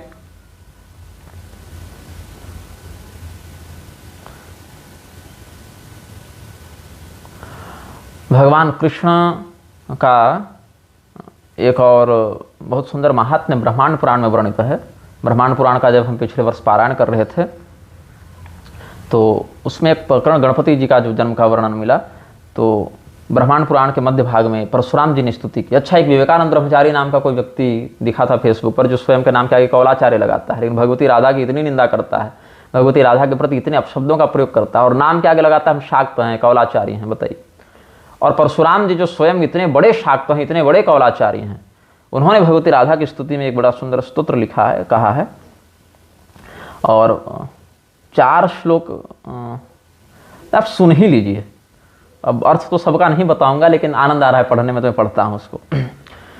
परशुराम जी ने कहा है, श्लोक तो 5 हैं, 1 2 3 4 5 6 7 8 श्लोक हैं। तो इसको आप ब्रह्मांड पुराण के अंतर्गत परशुराम कृत राधाष्टक भी बोल सकते हैं, 8 श्लोक हैं। तो और भगवती राधिका का आप शब्दों पर ध्यान देंगे ना, अर्थ तो बता नहीं पाऊंगा, बहुत थक गया हूँ पाठ कर करके। और आगे अभी और कुछ भी विषयों पर ध्यान मुझे देना है तो केवल पढ़ देता हूँ और एक दो भाव व्यक्त कर दूंगा। बाकी जो संस्कृतज्ञ हैं वो समझ जाएंगे और जो नहीं है वो शब्दों पर ध्यान देकर समझ जाएंगे। प्रकृति विकृति जातम विश्व में तद विधातुम मम क्रियदनुभातम मम कियदनुभातम वैभवं तत्प्रमातुम। प्रकृति विकृति जातम विश्व में तद विधातुम मम कियदनुभातम वैभवं तत्प्रमातुम। अविदित तनुभा नामा भीष्टवस्त्वेकधामा भवदथ भववामा पातु मां पूर्णकामा। यहाँ भगवती पार्वती जो है अपनी गोद में गणेश जी को लेकर बैठी हुई हैं और गणेश जी के जन्मोत्सव में बधाई देने के लिए राधिका जी आई हुई हैं गोलोक से। तो वही दोनों भगवती को देखकर परशुराम जी स्तुति कर रहे हैं, पार्वती जी को, राधा जी को देखकर। प्रकटित गुणभानम काल संख्या विधानम सकल भव निदानम कीर्त्यते यत् प्रधानम तदिह निखिल तातः। निखिल संपूर्ण विश्व के जो तात हैं। संबभूवोक्षपातः कृत कृतक निपातः पातु मां मध्यमातः। और धनुज कुल विनाशी लेखपाता विनाशी प्रथम, यहाँ प्रमथ कुल विकासी होना, प्रथम कुल विकासी सर्व विद्या प्रकाशी प्रसभ रचित काशी भक्त दत्ताखिलाशी रवतु विजित पाशी मान सदा क्षणमुखासी। हर निकट निवासी कृष्ण सेवा विलासी प्रणत जन विभासी गोप कन्या प्रहासी। हर कृत बहुमानो गोपिके शैकतानो। भगवान कृष्ण का बड़ा सम्मान किया है शिव जी ने। तो विदित बहुविधानो जायताम कीर्तिहानो प्रभु नियतमान मनायो नूतन भक्तांतरायो धृत दुरित निकायो दान दाता परायो। कुछ टंकन दोष लग रहा है इसमें। सकल गुण गरिष्ठो राधिकांके निविष्टो मम कृतम अपराधम क्षमतुमर्हत्वगाधम। ब्रह्मांड पुराण भगवती ललिता के त्रिपुर सुंदरी के रहस्य को समझने के लिए कितना उत्कृष्ट ग्रंथ है। वहाँ परशुराम जी भगवती त्रिपुरा के रहस्यवेत्ता हैं, उन्होंने भगवती राधिका के लिए क्या कहा है आगे के श्लोकों में आप देखें। 3 श्लोकों में भगवती राधिका का क्या वैभव वर्णित है, क्या मूल प्रकृति का ऐश्वर्य वर्णित है। या राधा जगदुद्भव स्थिति लयेश्वराध्यते वा जनैः शब्दं बोधयतीश वक्त्र विलगत प्रेमामृतास्वादनम् रासेशी रसिकेश्वरी रमण दृन्निष्ठा निजानंदिनी नेत्री सा परिपातु मामवनतं राधेति या कीर्त्यते। यस्या गर्भ समुद्भवो ह्यति विराड्यंस्यांश भूतो विराड्यन्नाभ्यन्बुरुहोद्भवेन विधिनैकान्तोपदिष्टेन वै सृष्टं सर्वमिदं चराचरमयं विश्वं च यद्रोमसु ब्रह्माण्डानि विधान्ति तस्य जननी शाश्वत प्रसन्नास्तु सा। विराट पुरुष के भी जो जननी है, एक तो विराट में ऐसे ही अनंत ब्रह्मांड सन्निहित है, उनकी भी जो जननी है वो भगवती राधिका है। उनके गर्भ से विराट का उद्भव हो रहा है। कितनी बड़ी बात कही है और आप लोग कहाँ उपविद्या में फंसे हुए हैं। पायाब्द्य सचराचरस्य जगतो व्यापी विभुः सच्चिदानंदाब्धि प्रकट स्थितो विलसति प्रेमांधया राधया कृष्ण पूर्णतमो ममोपरि दया क्लिन्नान्तरः स्यात् सदा येनाहं सुकृति भवामि च भवाम्यानंद लीलांतरः। बहुत अच्छा प्रसंग है। कभी ब्रह्मांड पुराण पर प्रवचन करने का सौभाग्य मिला। पारायण इत्यादि तो करते ही रहते हैं कि यही है। पारायण हमने सुनाया था, जिनके घर में मैं बैठकर ये रिकॉर्ड कर रहा हूँ वो कानकुब्ज हैं, ब्राह्मण परिवार से हैं और हमारे सहपाठी बाल्य सखा के माता पिता हैं। तो हमने उनका अपने मार्गदर्शन में यथासंभव शोधन 7-8 वर्षों तक करने के बाद उनको भगवती राधिका के मंत्र की दीक्षा दी थी। और फिर उन्होंने कहा कि हमें ब्रह्मांड पुराण का पारायण सुनाइए, तो उन्हीं को हमने ब्रह्मांड पुराण का पारायण भी सुनाया था। और ये वक्तव्य भी वहीं बैठकर मैं रिकॉर्ड कर रहा हूँ। अब अपलोड कब होगा मुझे नहीं पता, जो तो इंटरनेट की बात पर है, यात्रा की बात पर है। अभी चातुर्मास इत्यादि के लिए भी मुझे बाहर निकलना है, तो 2-2.5 महीने उधर ही अधिक समय रहेगा, तो फिर वक्तव्य इत्यादि आ नहीं पाएंगे हमारे। तो ये बात है, मैं यही कह रहा था कि भगवती राधिका छोटी हैं बड़ी हैं, काली भगवती छोटी हैं बड़ी हैं, इन सब बातों पर साधक को नहीं फंसना चाहिए। एक ही शक्ति है, एकैव शक्ति परमेश्वर से भिन्ना चतुर्धा व्यवहार काले, भृंगरिटी संहिता का वचन है। तो इस पर निष्ठा रखते हुए अपने इष्ट पर निष्ठा हो और उसी इष्ट के अन्य सभी स्वरूप हैं, विलास हैं, ऐसा चिंतन हो। अभी बताए ना, भगवान विष्णु के अंश से भगवती परम दुर्गा सनातनी मूल प्रकृति उद्भूत हो रही हैं, ये भी शास्त्रों में मिलता है। कार्य कारण का अंतर्भाव जो विदुषाम की शोभनम जो भागवत महापुराण के 11वें संस्कंद हमने बताया वो भी, और भगवान कृष्ण की माता के रूप में भी उनका वर्णन, मतलब भगवान से भगवती का, दुर्गा का प्राकट्य कृष्ण भगवान से, और भगवती पराम्बा से भगवान कृष्ण का प्राकट्य, दोनों बातें हैं। तो राधा तंत्र में भगवान कृष्ण को वासुदेव पुत्र ऐसा संबोधन किया है। हाँ, वासुदेव महाबाहो माँ भयम कुरुते सुत, ये सब कहा है।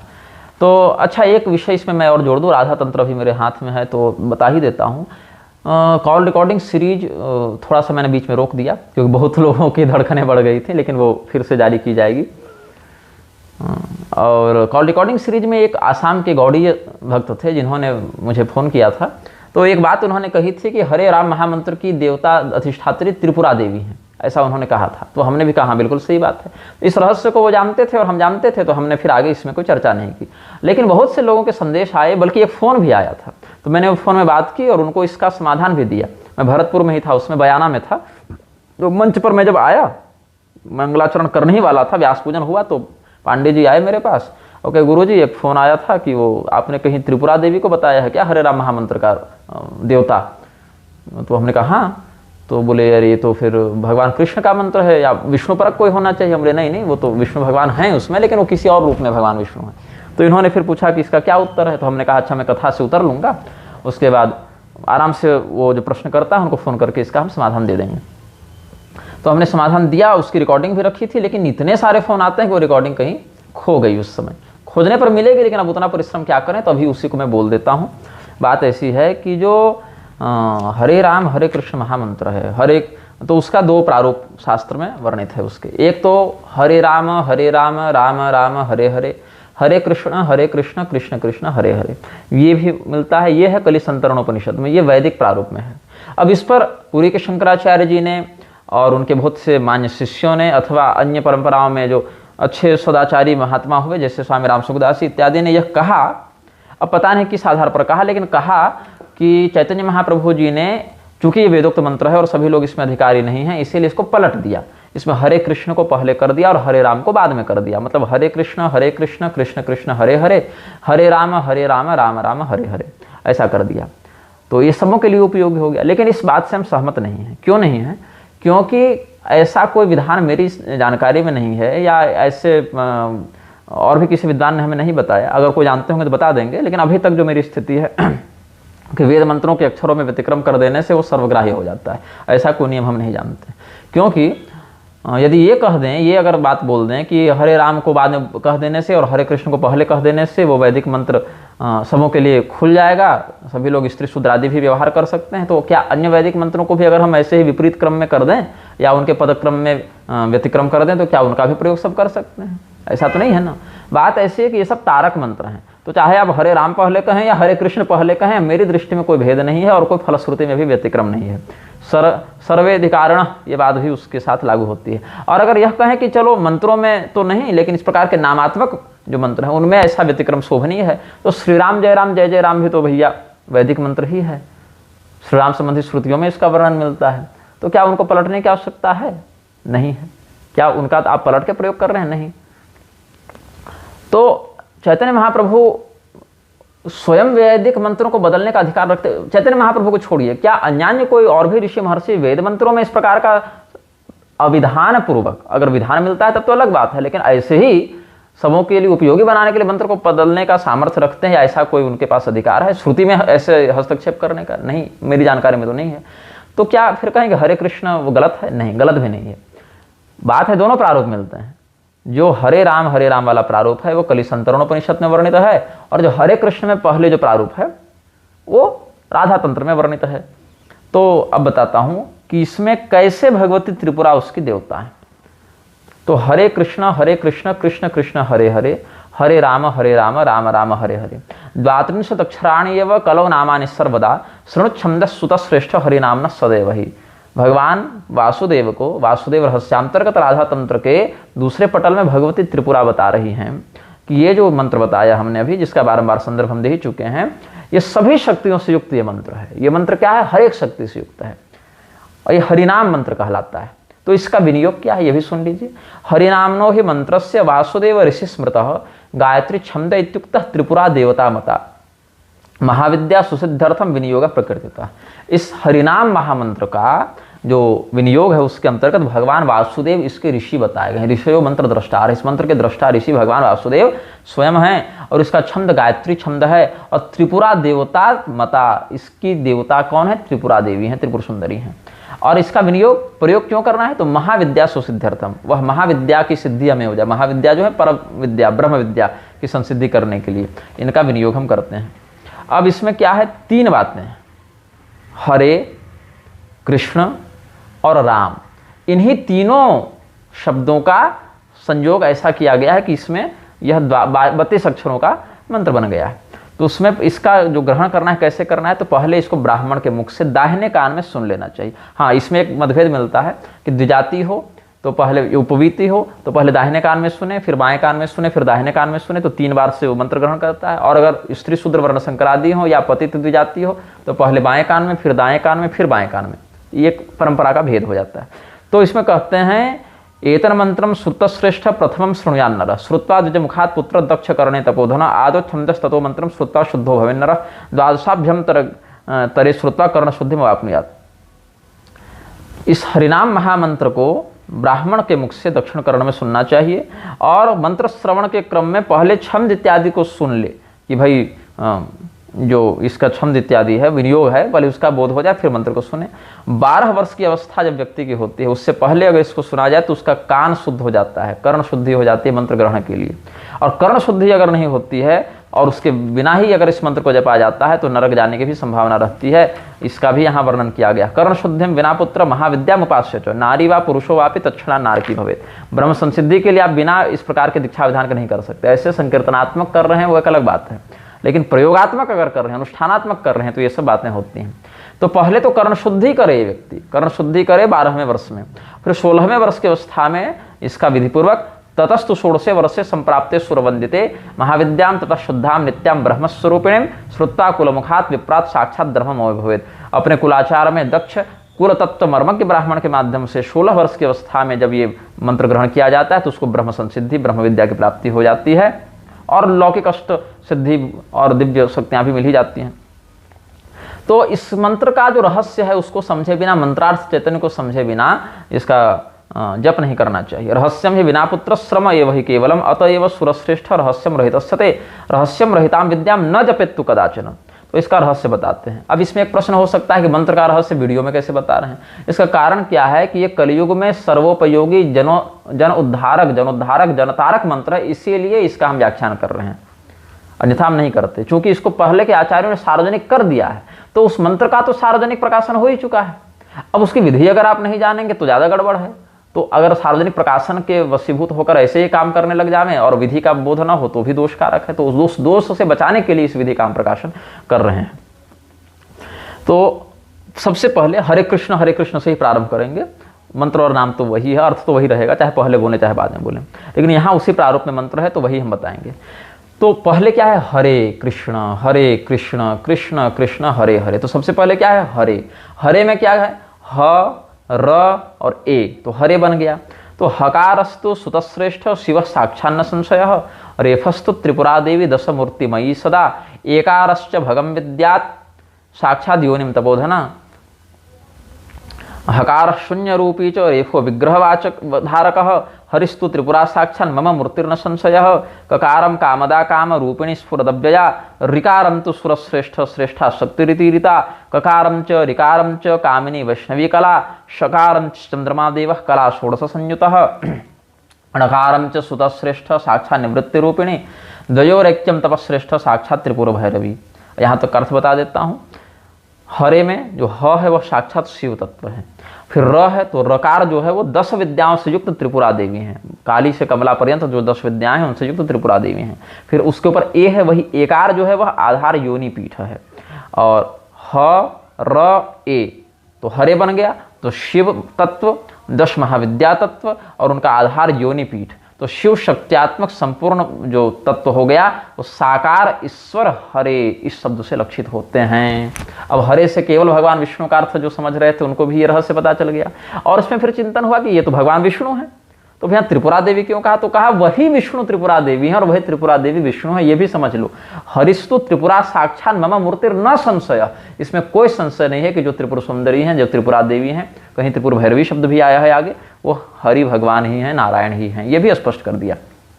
फिर कृष्ण शब्द है, वहाँ क्या क्या है? तो क है, क में रिकार लगा है, फिर आधा मूर्धन्य श है, फिर ण है, तो कृष्ण बना। उसमें क्या क्या है? तो कृष्ण में जो क है वो काम स्वरूपिणी नित्याशक्ति है, सर्व कामावशयिता जो है वही उसमें है। और उसमें जो री है वो परमाशक्ति है। तो नित्याशक्ति, परमाशक्ति, माया शक्ति ये सब भगवान की हैं। तो उसमें नित्याशक्ति कौन है? काम रूपिणी नित्या क में है, और रिकार में परमाशक्ति हैं।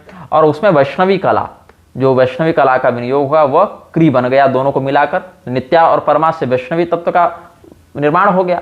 तो नित्याशक्ति में क और परमाशक्ति में री और बन गया क्री, तो वही वैष्णवी कला का स्वरूप धारण कर लेता है।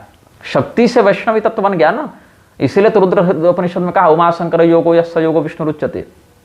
उमा और शंकर शिव शक्ति तत्व एक होता है तो विष्णु तत्व बन जाता है। इसीलिए दोनों में से एक की भी निंदा करो तो दोनों की निंदा हो जाती है। अब आजकल यूट्यूब ये लगे हुए हैं कि नरसिंह भगवान ने सरफ को फाड़ दिया तो सरफ भगवान ने नरसिंह को फाड़ दिया। अब ये दोनों मिलकर इनको फाड़ेंगे यही बचा है इनको। अरे ये भी क्यों फाड़ेंगे, इनको क्या मतलब है? इसके लिए यमदूत बहाली है ना। अब क्षण है कृष्ण के बाद, क्षण अंत में आता है वो आधा मूर्धन्य श और ण।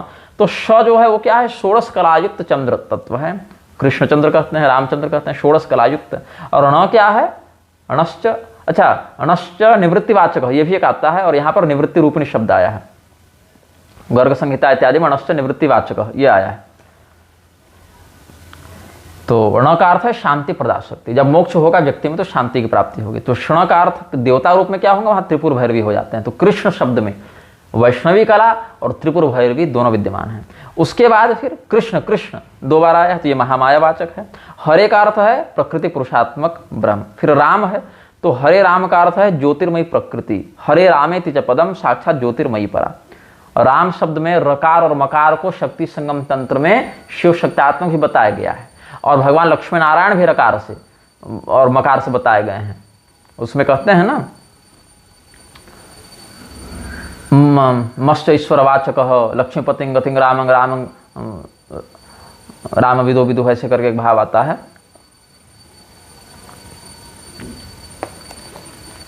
तो भगवान राम जो हैं वहाँ पर हरे राम जो शब्द है वो त्रिपुर सुंदरी वहाँ पर र के रूप में विद्यमान है। और नित्य शक्ति जो ज्योतिर्मय नित्य शक्ति है वो मकार के रूप में विद्यमान है।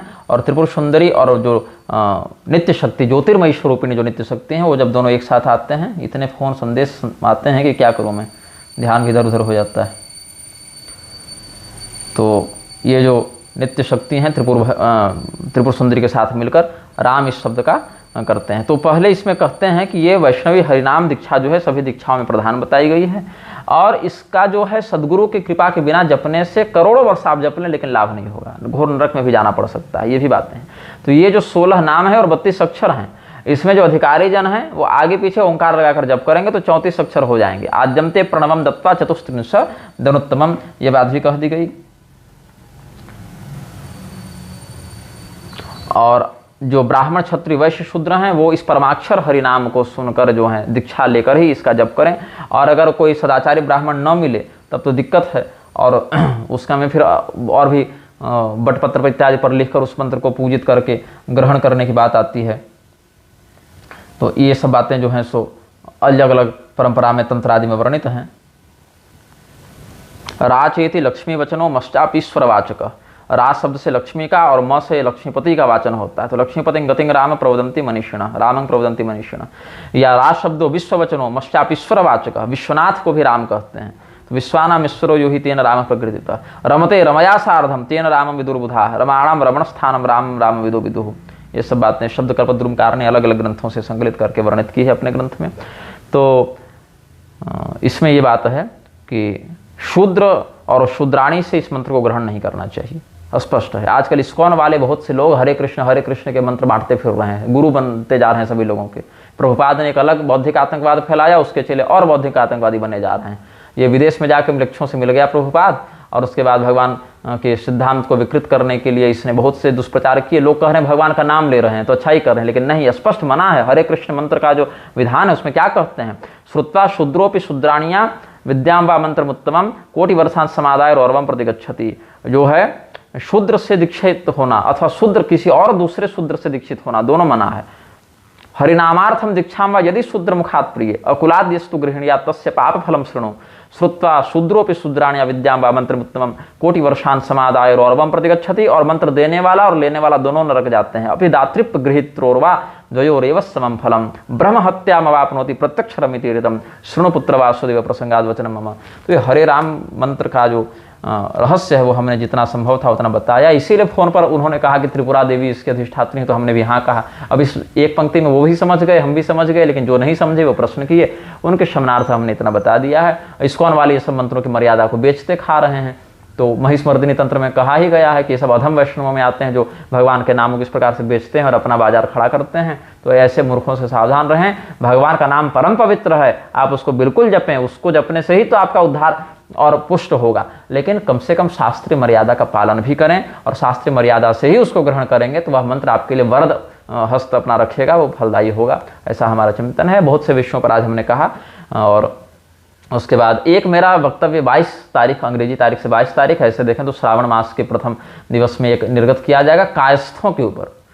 तो वो वक्तव्य बाद में आएगा। अभी कल से हमारे प्रवचन इत्यादि आएंगे, तो पहले प्रवचनों को सुन लें। अगर समय हो और न भी सुने तो आपकी इच्छा, मैं कोई दबाव तो नहीं डालूंगा। और फिर 22 तारीख को एक वक्तव्य आएगा। उसके बाद कुछ दिनों का हम विश्राम लेंगे, क्योंकि व्यस्तता अधिक रहेगी साधनात्मक चातुर्मास्य आदि की, तो कोई हम अलग से वक्तव्य जारी नहीं कर पाएंगे। बहुत होगा तो यही होगा कि कॉल रिकॉर्डिंग इत्यादि में किसी प्रश्न का समाधान हम किए तो उसी को हम आप लोगों के सामने सार्वजनिक कर देंगे। और बहुत कोई वैसी आपत्ति स्थिति आएगी तब देखेंगे समय अनुसार, लेकिन अभी की स्थिति यही है। आप सबों के मंगल की कामना के साथ श्रीमन नारायण हर हर महादेव नमः शिवाय।